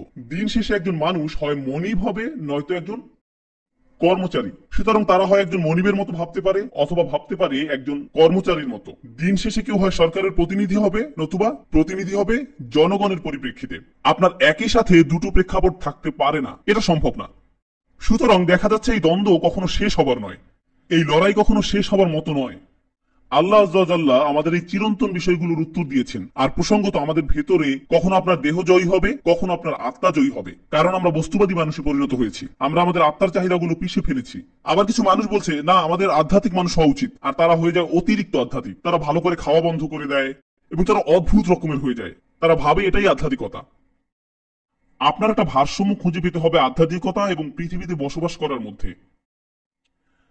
আপনি কিভাবে সেই ভারসাম্য খুঁজে পাবেন? আল্লাহ আজ্জা ওয়া জাল্লা এই সূরাতে বলছেন একটা বাক্যে, এটাই ভারসাম্য, ইহদিনাস সিরাতাল মুস্তাকিম, আমাদেরকে সোজা পথে পরিচালনা করুন। এটা পুরুষের দিকেও ঝুঁকেনি, আবার এটা নারীর দিকেও ঝুঁকেনি। এটা অতিমাত্রায় আত্মার দিকেও ঝুঁকেনি, আবার এটা অতিমাত্রায় দেহের দিকেও ঝুঁকেনি। এটা অতিমাত্রায় পুঁজির দিকেও না, আবার এটা অতিমাত্রায় শ্রমের দিকেও না।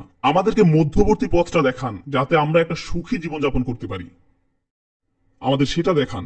সুবহানাল্লাহ। কারণ আল্লাহ সৃষ্টি করেছেন আমার দেহ, আবার তিনি সৃষ্টি করেছেন আমার আত্মা। আর তিনি যা সৃষ্টি করেছেন তার উভয়ের প্রতি তিনি যত্নবান। তিনি একটাকে বা অন্যটাকে ঘৃণা করেন না, তিনি দুটোরই তত্ত্বাবধায়ক। তিনি সৃষ্টি করেছেন পুরুষ, আবার সৃষ্টি করেছেন নারী। তিনি সৃষ্টি করেছেন সরকার, আবার তিনি সৃষ্টি করেছেন জনগণ।